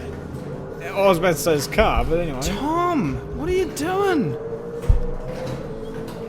Thomas Hippelston. Well, we do hear a lot of just having a moment.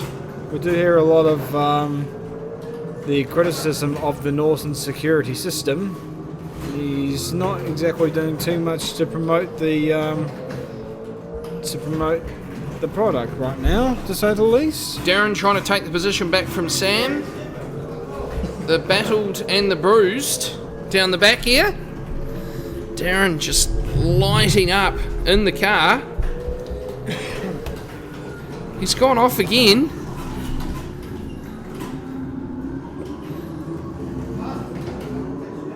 Doing his fair share of positive contribution to the night. Sam Shepherd didn't know his family tree before now. He certainly does after the fact. Darren going off like a whole bag of fireworks. If that. Possibly even more. Jason Wild's fastest lap for Jason Wild. No, Christensen's got the fastest lap. It's all just coming to a head now, just starting to get into the groove, and I think you'll find the lead pack is still quite close. The bunch, Trevor Christensen, Taylor Oates, Alex Sherry, Michael Watson and Rob Derrick.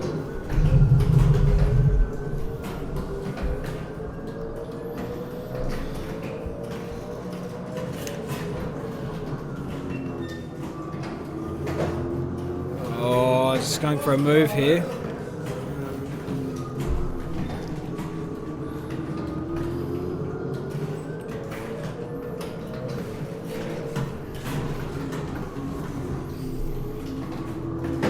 Anyone's race in this pack. Rob Derrick at the front, Michael Watson, Taylor Oates, Alex Sherry. This, of course, fighting out the battle for 4th, 5th, 6th and 7th. Trevor Christensen there in 8th as well. And Simon Cribb looming. Trevor's just taking a Scenic route wild line around the corner.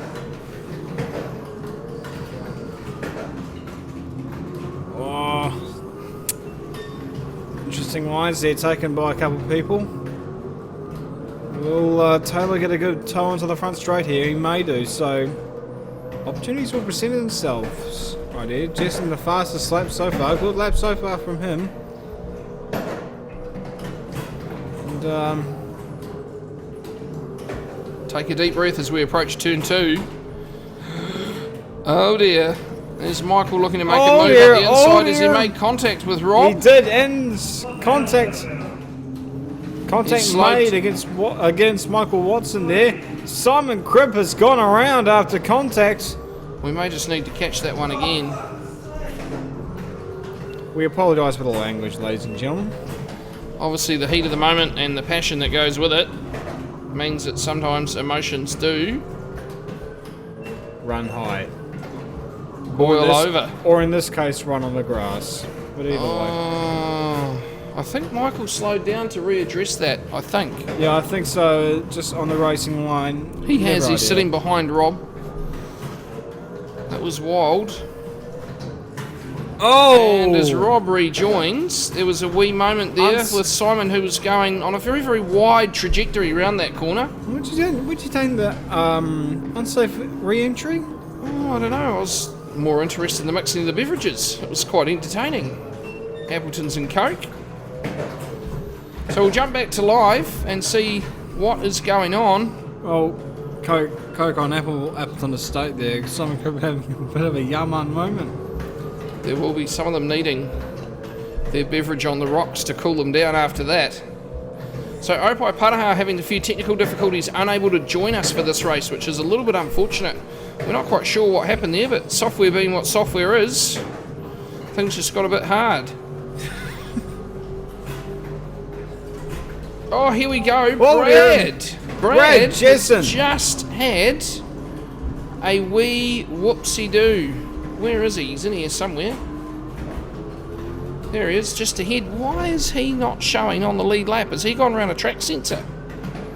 I think he may do. He's done that on his own, hasn't he? Yeah, he's just locked up the rears going into there. He was complaining earlier on in the night about rear locking into that corner. He's just done that all on his own and Kissed the wall reasonably hard.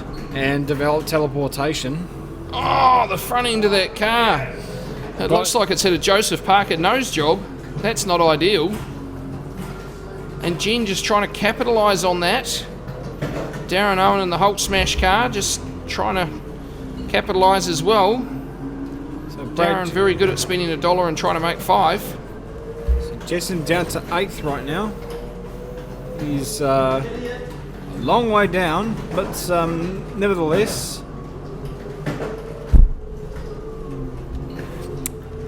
it'll be a good time. It'll be a good point at this time to announce the new compilation album of Darren Owen's finest moments, as we see here. Oh, Jen and Simon. Simon just throwing the car into a non-existent gap. Sorry to interject there, Josh, but that was just unbelievable to watch. And he hasn't waited.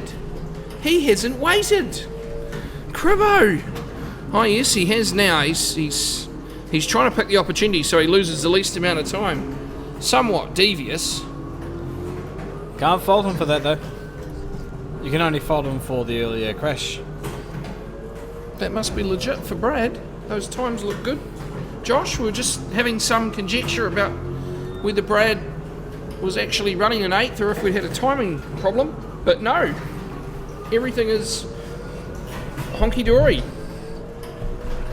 Well, for the main, I mean, like, apart from the fact that he's got a new aero package on the car, hardly Yes. ideal. The Joseph Parker front end, smack to the nose.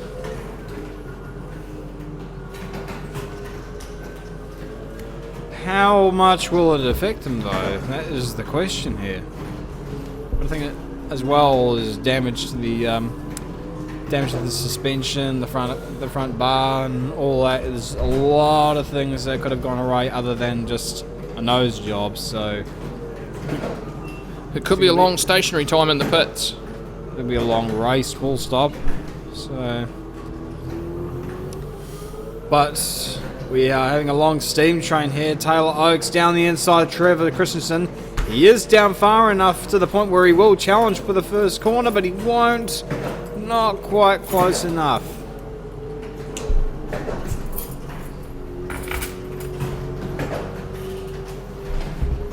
Taylor just having another look on Trevor, and some assistance, I think, delivered there. Seeing him do a half turn. Trevor looking to potentially actually capitalise on that manoeuvre. Taylor's dropped back a little bit.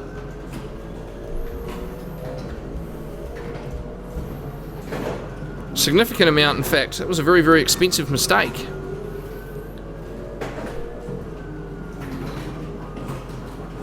The battles are up and down the field. Starting with Jason. Thomas Heppelston, the newcomer there, just coming to grips still with Sydney Motorsport Park and the Norton Nissan. Jason Wilds, our current leader. Followed closely by Chris Peace, who's been hunted relentlessly by Trevor Christensen. Rob Derrick trailing along in 4th place. Trevor's just had a wee moment there. That's going to cost him. Let Rob through. And Michael and Brad. Thomas a lap down a little bit early in the piece, but Taylor sneaking through as well. This will be a drag race, and Taylor and Trevor just having some issues there, caused by Thomas going wide and then cutting back in across the track. That was a wild, wild ride.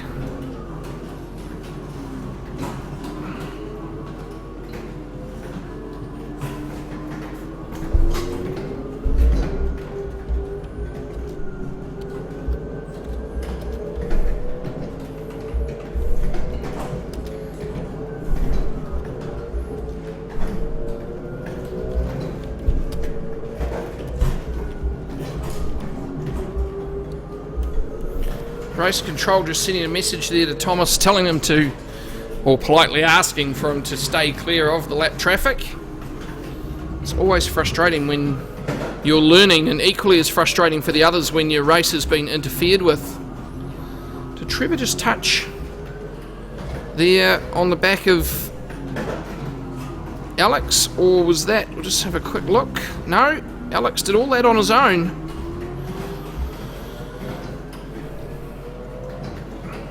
Trevor just having a moment there as well. I think a few of these cars may be bent slightly out of shape. The handling not ideal, as Darren Owen gives another demonstration of using all the track and then some.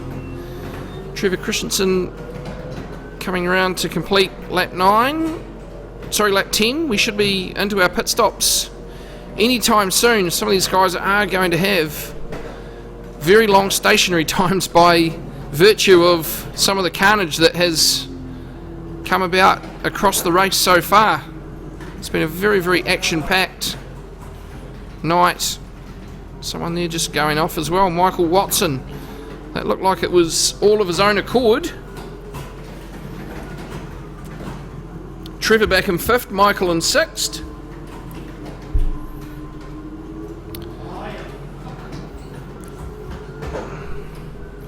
Jason's still our leader. He must be due to pit sometime soon. It's not showing any signs of coming in at the moment.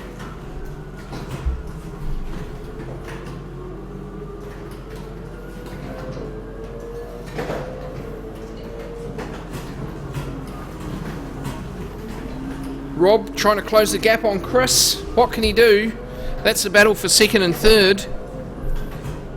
We'll just have a quick run down the field. Brad Jessen there, running along in 4th. Trevor Christensen sliding around in 5th place. I think that car has suffered looking at the front left there. Michael Watson, Taylor Oakes, Alex Sherry and Darren Owen just coming in behind. That is quite a battle pack. Alex just a bit skittery through the last few corners, and pit lane is going to be very busy. Trevor Christensen struggling to get the car pulled up. Oh dear, has he got it wrong? Taylor Oakes coming into the pits. We're going to have to watch Trevor. He may suffer a drive-through or a stop-go penalty for that. Taylor almost touching the wall. Hopefully no one here's double stacked. Pit lane can get quite busy. Chris Peace there in the Red Bull Racing Australia entry. Taylor taking his pit stop as Chris takes off. And we have got a stacking situation. Trevor just gently persuading Brad Jessen through. Oh, Trevor, that has hurt you. That is not good at all.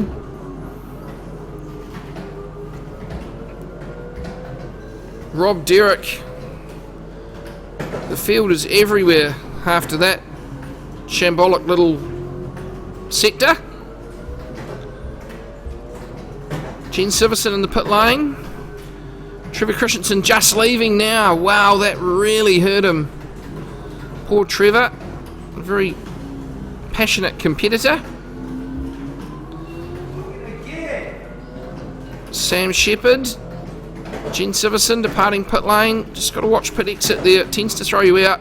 Just between where the ripple strip ends and the blend line, there seems to be a bit of a likelihood that the car's going to head towards the grass.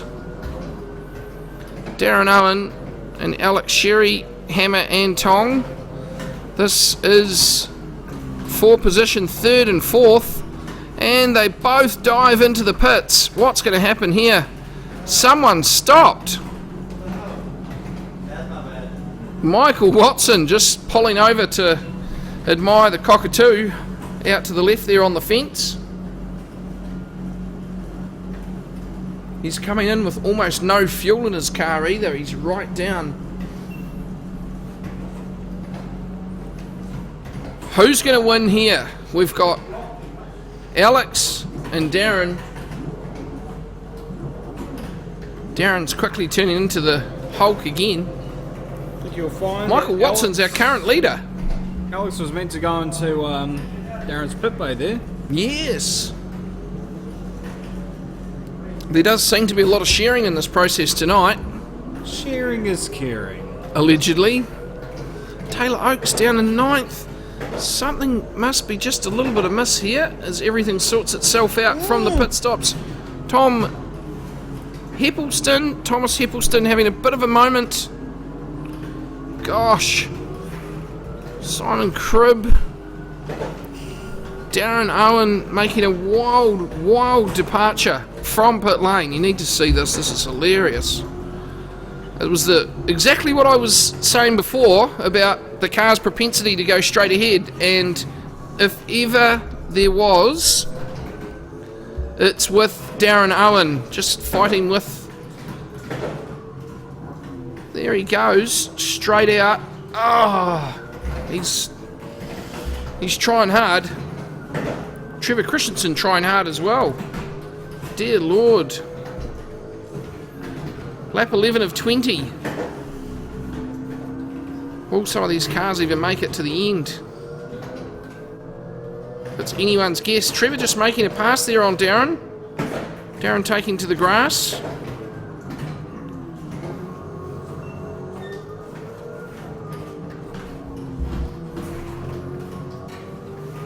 Darren looking to make a pass again somewhat ambitiously. It's not going to happen from that far back, buddy. But enjoy the toe if you can catch one.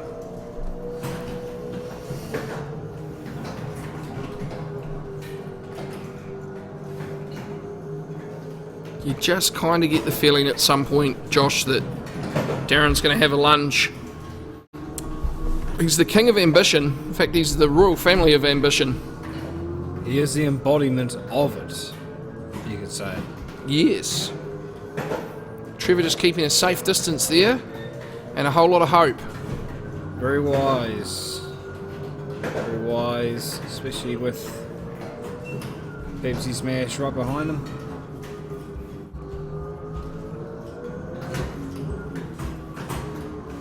Jason Wild still safely out in front by 7.25 seconds from Rob Derrick, who's done exceptionally well despite some carnage earlier on. Brad Jesson in third. It'll be interesting to watch the gap there and see how that goes. 1.5 seconds currently. Rob just two-wheeling a little bit through the corner there as he heads around onto the front straight. Jason got pretty much the whole length of the front straight to himself.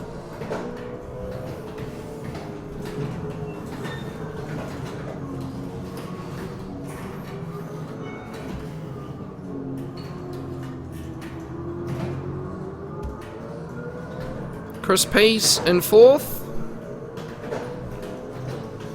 holding his own, and Darren Owen just wobbling around back there in the distance. Taylor Oates sporting a few battle scars. He's tried to play around with the aerodynamics on the front left of the VOC Commodore. It's got an open wheel now, effectively. Nearly. They are outside the wheel arches. They won't get a warrant of fitness. No, I don't suppose it will. Simon Cribb in sixth. The Coke Zero car seeming to have lost some of its fizz this race. No doubt Simon will be incredibly effervescent after the fact. Michael Watson. Whoop. And Trevor Christensen with the ever-present Hulk Smash. Darren Owen looming in the background.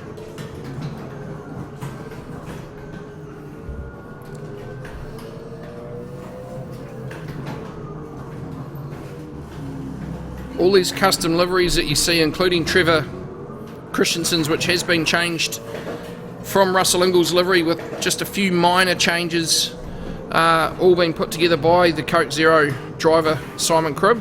We thank him for that. He does a very, very good job. There's artistic flair. Obviously the Jack Daniels car is one out of the box, but as you can see from Darren Owen's car, it's incredibly clever. You wouldn't like me when I'm angry. We know, Darren. We know. And how intimidating is that face? I mean, come on. Teeth on the grill. Henry Ford will be turning in his grave. So it's quite amazing what can be achieved and the effect it can have. Oh, Trevor Christensen, speaking of effect. Simon here with his Coke Zero car. He also runs an alternate livery sometimes on this where it's white where the black is. Not sure what the 101 signifies. It's a rather odd number. Same forward as it is backwards, but universally the same upside down as it is right side up. And it may also be his IQ. No doubt Simon will have a story to tell as to why that is there. We must find out. Rob Derrick and the Bottle O Appleton Estate car. little bit of understeer through the corner there. The wheels pointing to go around the corner and the car not really listening. Spectacular fire on the downshift. Rob, a seasoned campaigner. Former champion, double runner-up of this league actually. Yep.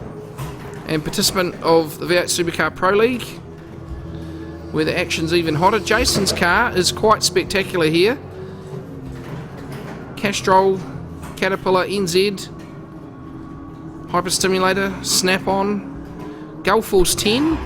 Shout out to Ulrich Olsen from Gull and the Ray family, keeping the big players honest in the field market. It's a very clean livery. It looks awesome, based on one of the NASCAR liveries out of America. And earlier on, crashing and bashing like the NASCARs. But this race, he's kept it clean, and he's sitting out in front, some 9 seconds ahead of Rob Derrick. He is controlling the race.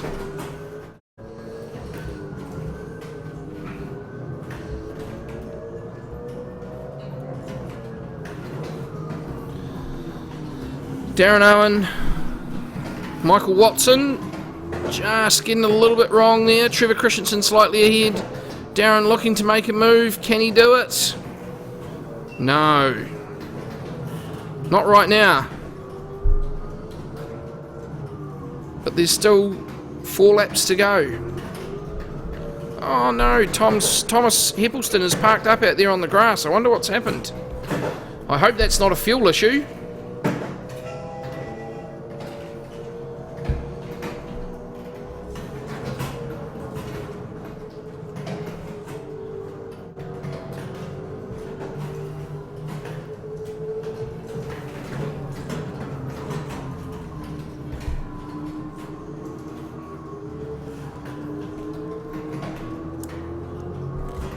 And Darren just trying to make amends. Continuing to try and mix Pepsi Smash and Jack Daniels together. But at the front, the battle has intensified, so we're just going to move up there and catch it. Rob Derrick in second place. Brad Jessen just looking to make a move.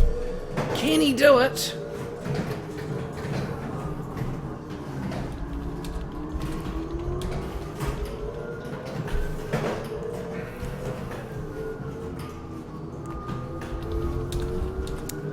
A bit wide there for Rob, but I think he'll be okay now. Oh, it's a bit twitchy onto the front straight here. With the tweaked aerodynamic effect for Brad Jessen, you would imagine that that the straights would not bode well for the Holden. Oh, he's making a move. Has he caught Rob off guard? I think, yes, he's made the move and made it stick. Well, yes, he what? Oh, Rob's no. coming back. He's done the switchback, and positions hold. But man alive, Brad is having a look at every opportunity. Rob's just gone a little bit wide there and let him through. Never turned down a gift horse when one is presented. And he'll make the move stick here. So good move by Brad Jessen, taking the opportunity of the mistake made there by Rob. And it's going to be interesting for points here because really if Jason Wilds really wants to win tonight, he has to hope that Rob gets back inside, and he is right now. Oh, Rob, don't put a wheel wrong. There's nothing like exuberance in the heat of the moment to put paid to any chance. So we're getting a yellow flag coming into the sector. That is for Thomas Heppelston, parked up on the inside there. And yep, there he is. The antivirus is parked on the grass on the infield, safely out of the way. Still causing a yellow flag on each lap, but not causing anyone any harm. No, he's getting into the draft here. With a reduced aero, it's going to be very interesting to see what Rob does here. And I think Brad's gone a little bit wide, has he? No, not quite. It's going to be a very interesting last couple of laps. There's only just over 2.5 to go.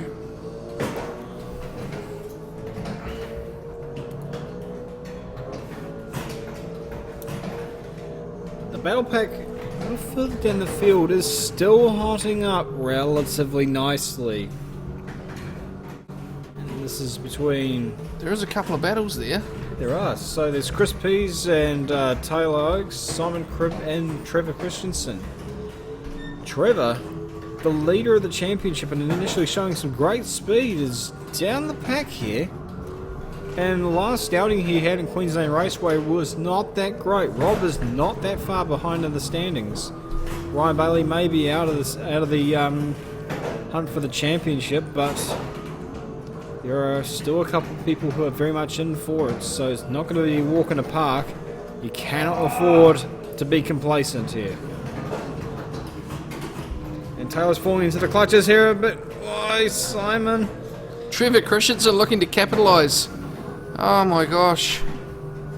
That Coke bottle's really shaken up tonight.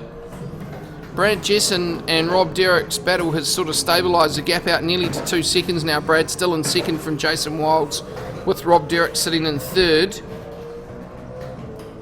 But here, it's anyone's game. It really is. I wouldn't want to be the person to put a wheel wrong, Josh, because it's going to hurt. Well, I think there's going to be a lot of hurting shortly, knowing how this history goes with events like these, situations like these. You know something bad can happen. Chris Pease is off the track. Commentator's curse. And down the inside goes Simon Cribb. It's off to... oh, the commentator can't speak right now. And there we have it. This is amazing. Yes, more position changes than... Well, we better not make jokes about the Chiefs rugby team, but Well, you were going to say it, mate. Chris there just looking to get Simon, and Taylor looking to get Chris, It's all on here. and Trevor just looking. Here goes Chris down the inside. No, he doesn't. Gosh, it's a wild, wild ride. And it's a bit wilder down below there. Simon's just throwing the car into the corners.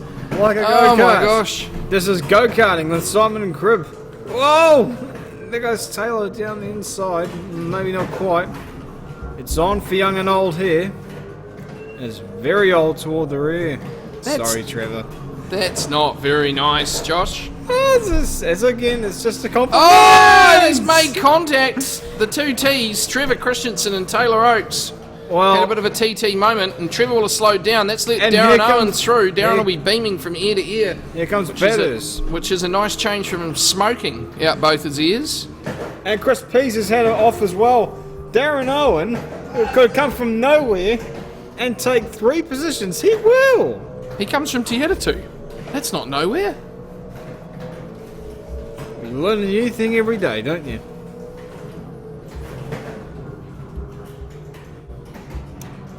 So, Jason safely out in front, 12 seconds. Daylight, moonbeams, and a thermos of coffee back to second. Brad Jesson's just overtaken Rob Derrick. Oh no, hang on, he did that a while ago. What am I saying? We're never quite sure, Josh, but we always enjoy it. I think the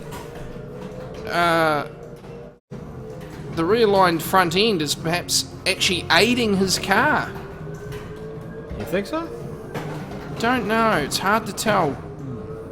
Well, one thing we do know for sure is that Jason Wilds, who started the race 4th last on the grid, will come across the line to take the win here in race 2 at Sydney Motorsport Park. Followed by Brad Jesson in second. Across the line, and the battered Mobile HRT Commodore. Rob Derrick in third. And we have a lap car there. Sam Shepherd, he's just saved himself another lap of the track. Chris Pease, Darren Owen, Taylor Oakes trying to make a lunge at the end there. Nice try, but no cigar. Trevor Christensen just following. That pack is going to be really close. Michael Watson's through next. And then we've got Alex Sherry bringing it round onto the front straight for the final time.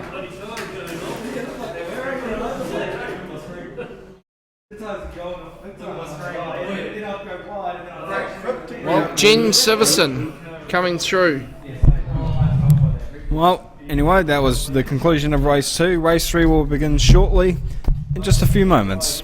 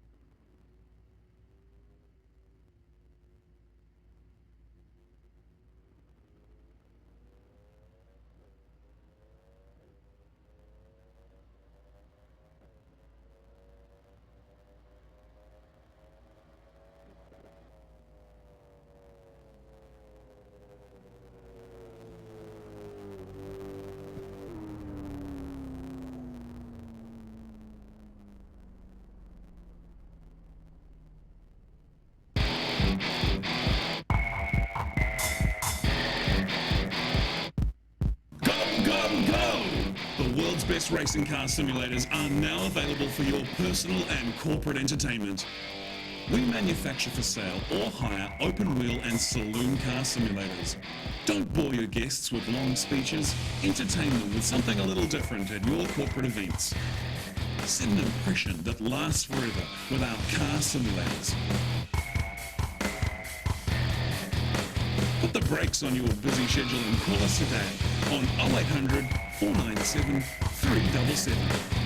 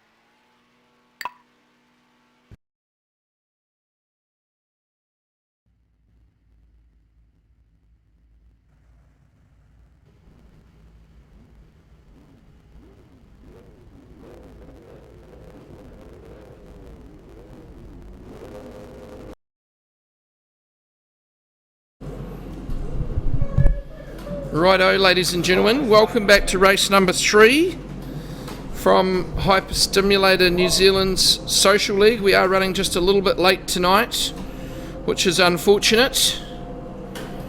We've had a couple of technical difficulties. We are now, under starters orders, and we are away.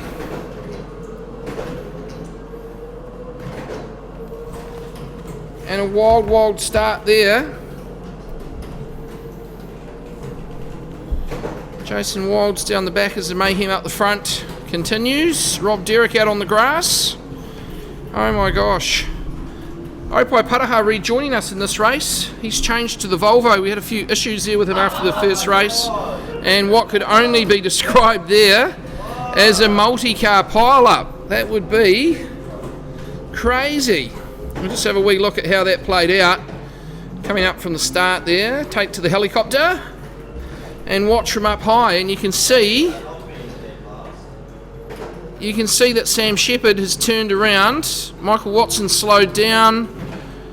That looks like Alex Sherry clipping him.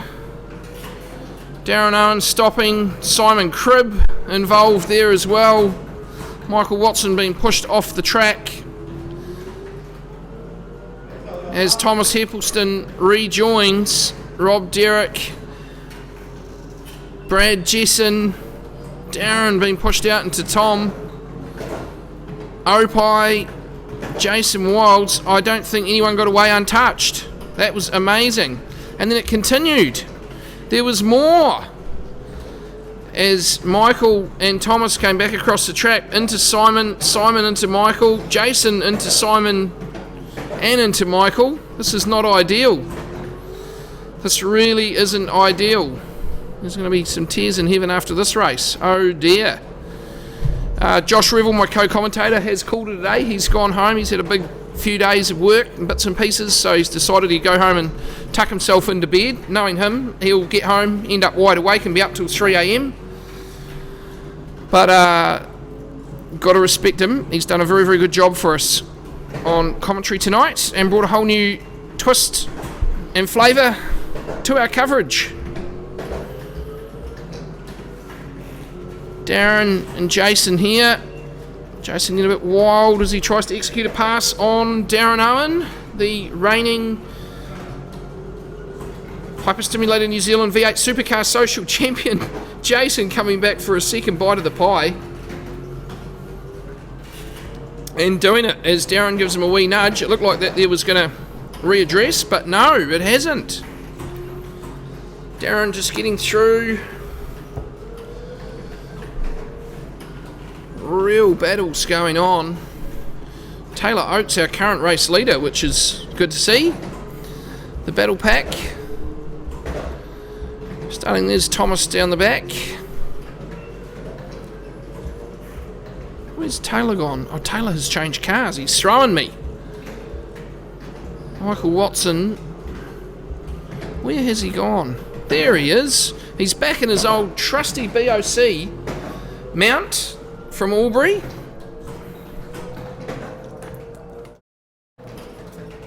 Trevor Christensen in second.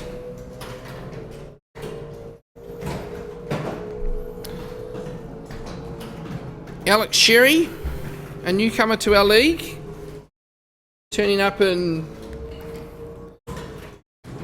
third place currently. Simon Cribb in the Coke Zero car, no doubt fizzing from the earlier impact. He won't be happy, he'll be all shook up. Simon had stern words to say after race number 2.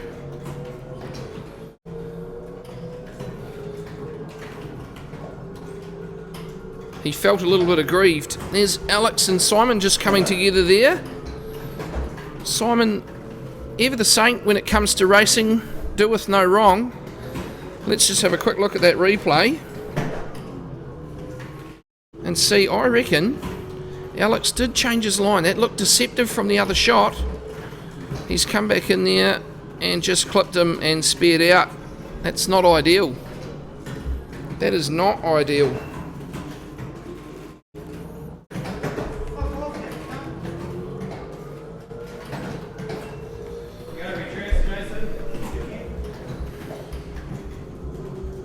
do we got going on here? We've got Calls of the Wild, Darren Owen, Jason, Darren,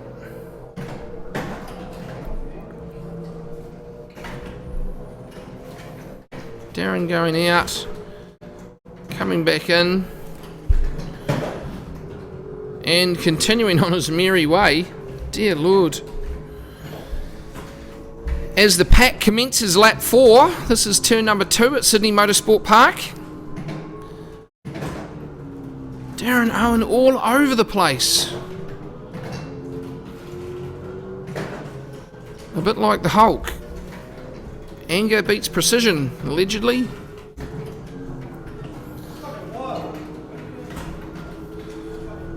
Opie in the Volvo there, having a look on Darren. Darren might not be aware that Opie's rejoined the race, so this could throw a curve ball at proceedings. Darren just going wide. Opie giving him a wee tap, helping him out of the corner. Oh, and they come together. That was not good. Darren won't be happy about that, and he's not.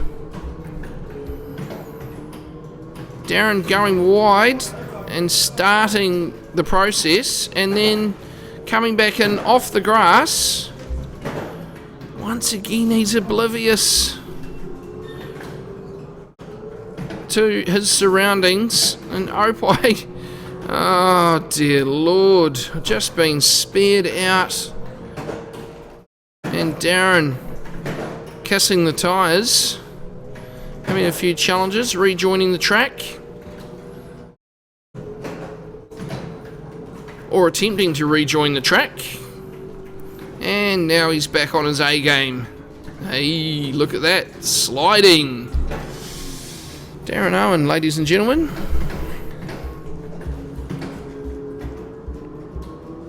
So at the front here we've got Taylor Oakes, closely pursued by Trevor Christensen. Simon Cribb in the Coke Zero car, having a very, very close look. Is he going to make a lunge?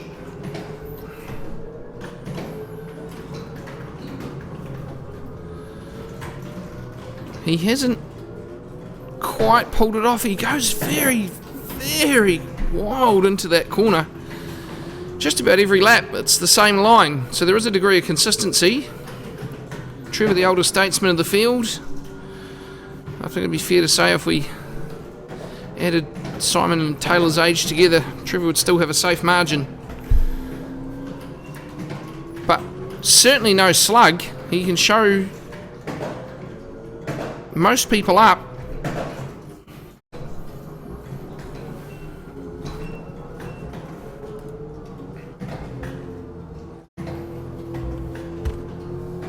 So the pack comes up the front straight to start lap 6. Taylor Oakes in the lead, Trevor Christensen, Simon Cribb drop back just a little bit. Rob Derrick, Jason Wilds, looks like he's going to make a move. Very ambitious just there. Brad Jesson, Chris Pease, Alex Sherry and Opie Pataha battling away. This is for 8th and 9th. Michael Watson in 10th. He elected to stay on and do the last race. There was some conjecture as to whether he had the stamina. He's had a long, hard day at work, and he thought maybe he won't, but no, he's dug his toes into the concrete and said, what the hell, I'll do it anyway. Good man. Darren Owen just having some colour matching issues there. Can't decipher black from green. And there he goes again. And again.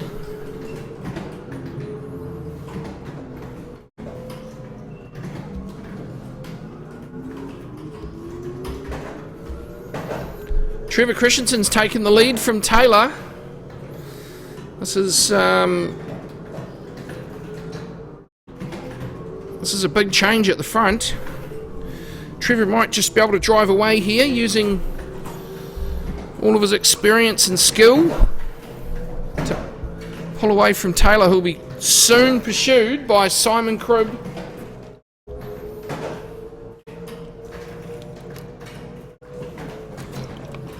Simon just trying to eke out an advantage.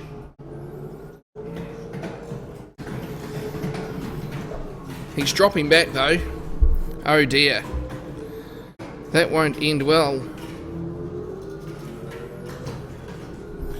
Big shout out to our regular competitor, Ryan Bailey, who's tuning in as one of our international viewers, watching the coverage tonight from Thailand. He's taken time out from partying to sit back and join the action. Hopefully he's enjoying it as much as we are bringing it to him.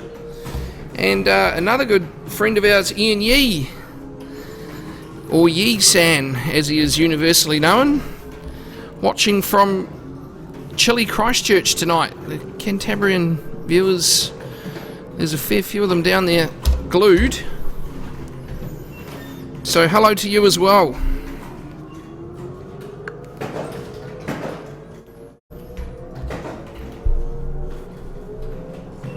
It's Trevor Christensen edging out an advantage over Taylor Oakes.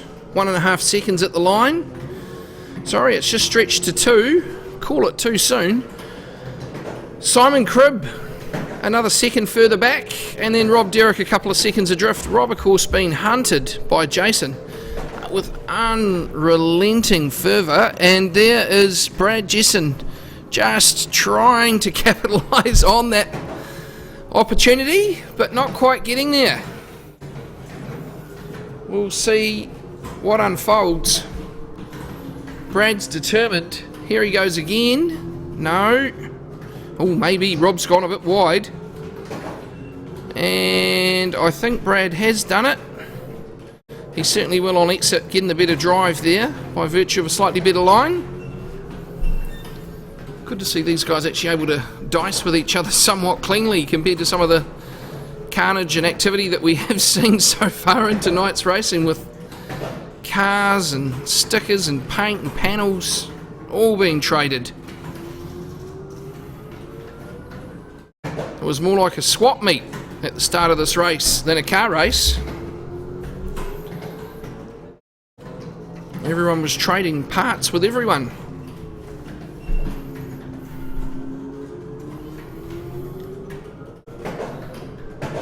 Rob and Brad there look reasonably comfortable. Chris Peace and Opai Paraha.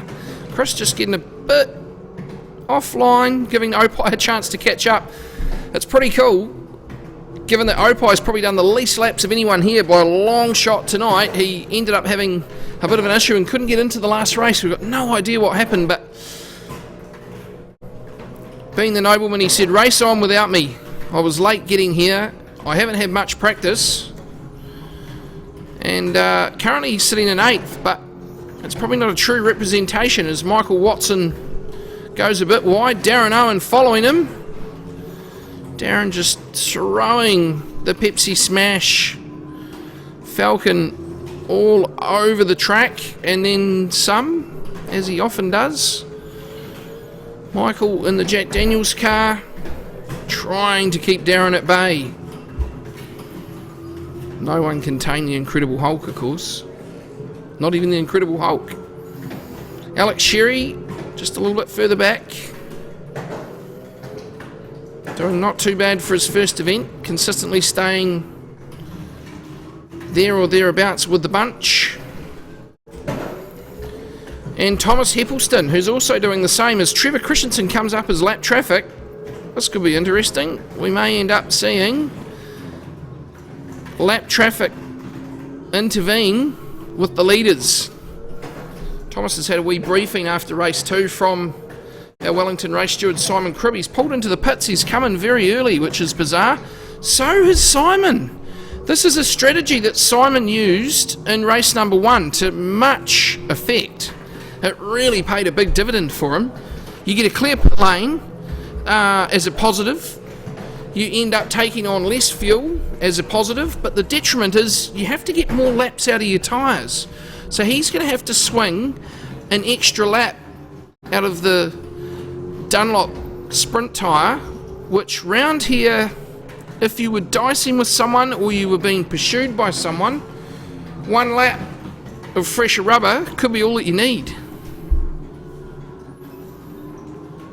Brad trying to find a way past Jason. It's going to be crazy when all these guys come into the pits.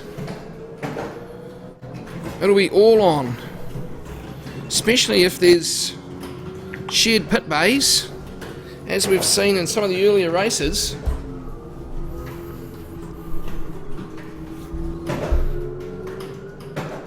So currently watching Taylor.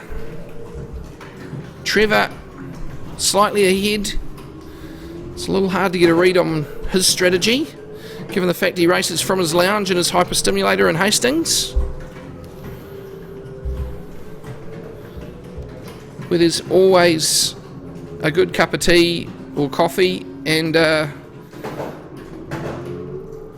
beautiful array of baking waiting from the eligible bachelor, if ever a hungry commentator is in the area.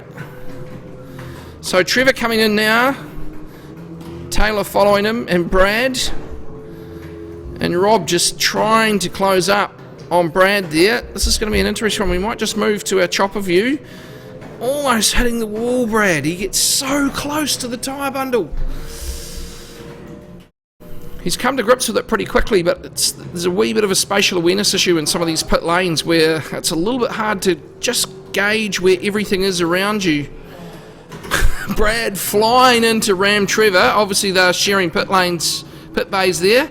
Trevor's going to drive off, of course. There he goes. And Brad may have suffered some damage from that one, so he may have a longer stop. Taylor Oakes departs. And Rob Derrick as well. Now, what's going to happen here when everyone turns off their pit lane speed limiters? Hot drivers, cold tyres, and a gentle bend. That could be a recipe for disaster. You never quite know how it's going to play out. Trevor Christensen up the front there.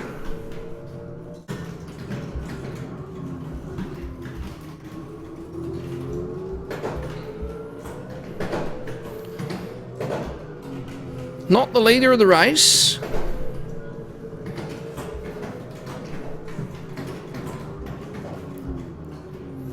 But we'll see how the battle pack settles down when all the pit stops are over.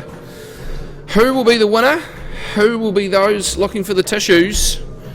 And who will be those breathing a sigh of relief thinking that they got out of jail free? Michael Watson's got a fuel warning light, as has Alex Sherry on their cars. So that could be interesting. Jason, our leader, just hopping into pit lane now. Opai Paraha following him in. And Michael Watson, because there wasn't another lap in the tank, Jack. We would have been cough and go. Hopefully Alex Sherry, no he hasn't, he's tried to do one more, I think. He's stayed out. That is what could only be described as incredibly brave, given the fact this is a G-rated show. Gee, he's taken a big risk.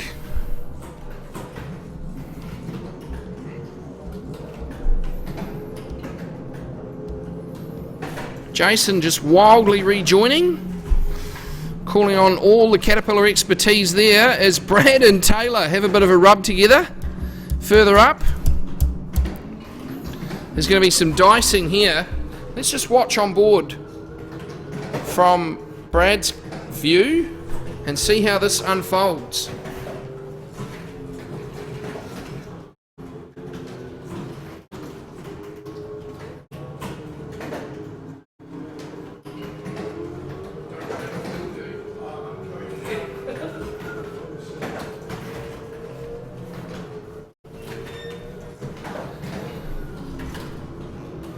Brad all over the back of Taylor. So close he could lasso the rear wing.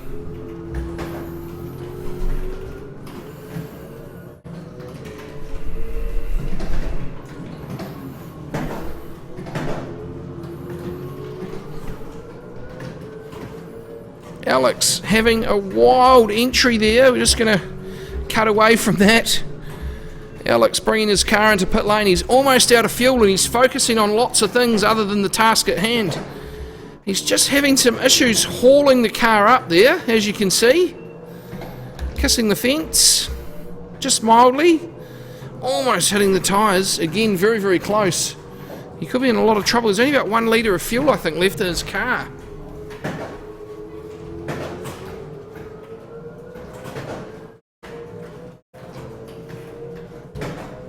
Suffering a little bit of damage on the way in. That's going to leave him 15 seconds. Stationary as Darren Owen does a 1:33.229. Not a bad time for the Pepsi Smash Incredible Hulk Falcon. Alex just coming out of the pits now. Trevor Christensen, of course, round the back of the track.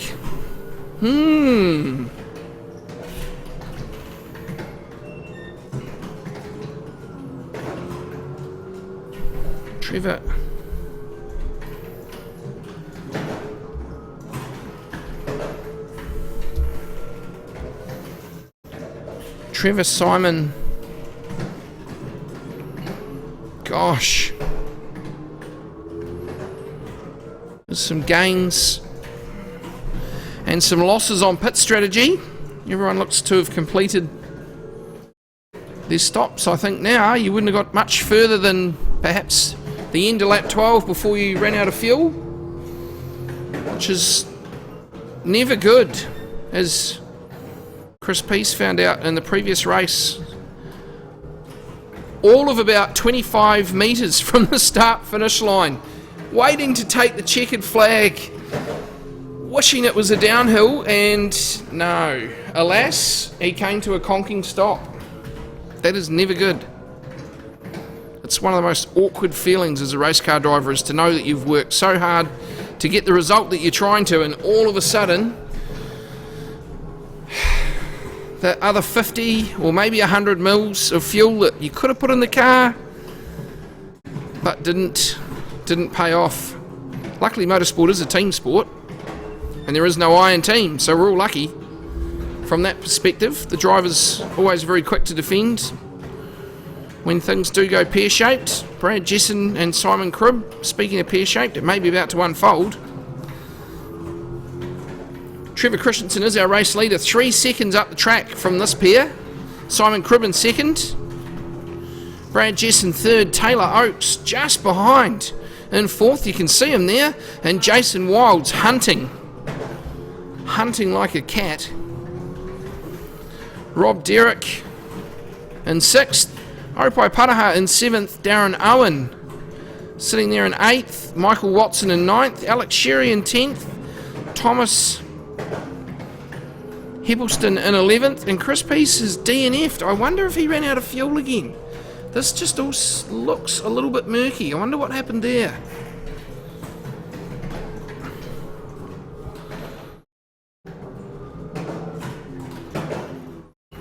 Brad and Simon and Jason and Taylor. The level of risk associated pursuing the level of reward. This is going to be hard at this point. We wish we had about supercar budget so that we could bring you split screen coverage. Rob Derrick there, just capitalising on the fact that these two are probably holding each other up a little bit, as are Simon and Brad. Trevor's lead out to about 4 seconds now. Brad searching for a way past.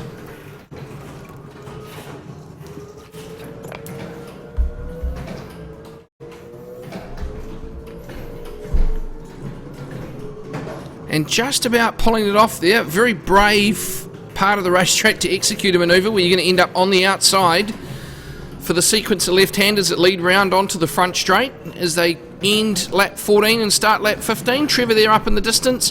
Brad in the tow now.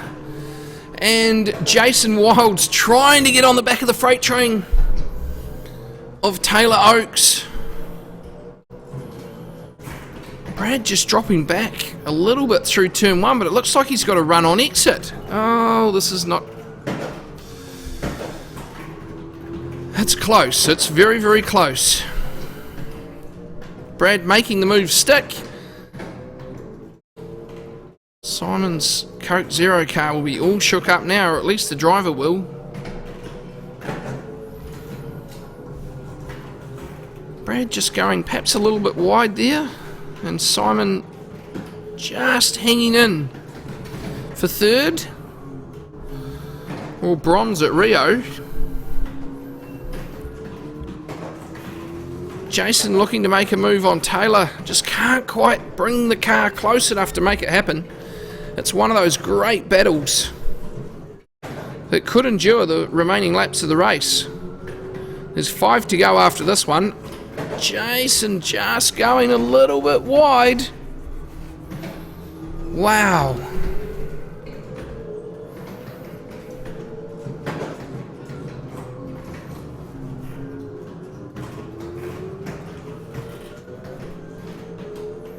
What can he do this time? Can he catch a slipstream? He's trying to get a run. Trying. Trevor up there in the distance. Brad having opened a bit of a gap on Simon. Taylor potentially catching Simon. And Jason trying with all his might to catch Taylor. What are we going to have happen at turn 2? I reckon he's going to have a lunge this time. Not... Ooh, he's made it stick. Sort of. Wasn't too tacky, but a little bit of a rub there on exit. Allegedly Rubbing's racing, but yeah, supercars seem to clamp down on that quite heavily. Jason Bargwanna always at the forefront of jumping down and up as the driving standards observer, and making it known on the race communication channel that drivers need to pull their heads in or they'll be traversing pit lane for a bonus time. Not that it is a time bonus. So Rob Derrick sitting there in 6th, just cruising around on his own. The commentator may stop focusing on his car. I think we've just cursed him. Aupai Pataha getting past Darren Owen for 7th. Darren sitting there in 8th. A few wisps of smoke as he feeds all those ponies to the road. Michael Watson in 9th. Alex Sherry in 10th. We might have to do something about Trevor's V8 supercar handle too, that reference to TKR. Oh dear. Thomas Heppelston is in 11th. Chris is retired to the shed. That's never good. Trevor, 5 seconds out. Just cruising. Doing his own thing. Jason and Taylor. This will be interesting. Let's ride. As the battle bunch continues.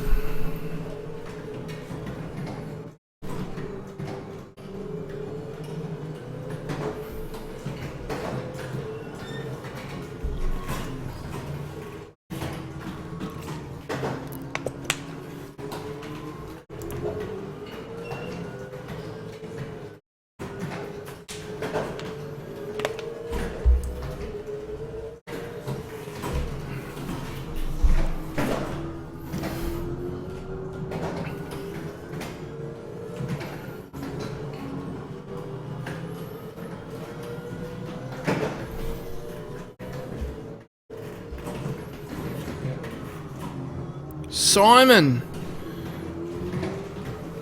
Bit too much curb there. This is going to be an interesting run. Just edging out an advantage. You know Jason's going to be looking for that toe though. Can he do it? Up to turn 1 as we start lap number 18. There's not many to go now. It was a bit of a wobble there from Taylor, it looked like in the background. Jason trying with all his might to muscle the cat car past the Coca-Cola Zero Volvo. Here we go, he's got a run. I think it's done this time. Simon will be the last of the late breakers. Oh, he's gone a bit wide. That's not going to end well. Here he goes. Bang. Here's a crack back. You push me, I push you. There's an animal named like something like that in one of the Dr. Dolittle stories. Thomas Heppelston just rejoining the track there. He's a couple of laps down, but not disgracing himself too much for his first time in the Hyper-Stimulator New Zealand V8 Supercar Social League.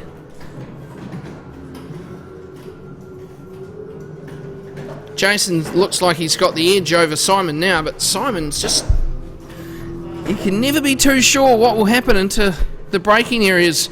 Simon ambitiously throwing the car in. He thinks it's a World Rally car, I think, not necessarily a V8 Supercar. Jason getting the run off that corner as we head into lap 19. Trevor still 4 seconds up the track. Cruising out there on his own. Brad Jesson in second. Jason Wilds third. There's some 7 seconds between these guys.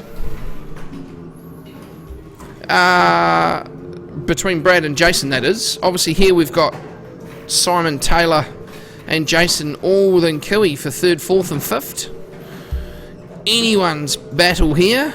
Rob Derrick in 6th. He's 10 seconds back behind Taylor currently. Opai Paraha, 5 seconds, 5.5 seconds adrift.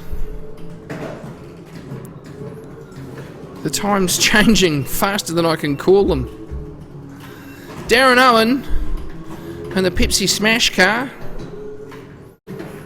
hustling the hulking mass around the track. Michael Watson sitting in 9th, Alex Sherry 10th, Thomas Heppelston in 11th, Chris Pease in the garage for 12th. The safety car there. He's not racing for position. That only happens at Bruce McLaren Motorsport Park in Taupo, apparently, where pace cars lead races for the duration of them. Trevor Christensen starts his final lap from Sydney Motorsport Park. 4 seconds in front, I don't see, or 3.5, I don't see that changing in 1 lap. Brad sporting battle scars on the front right of the Holden Racing Team Commodore this time.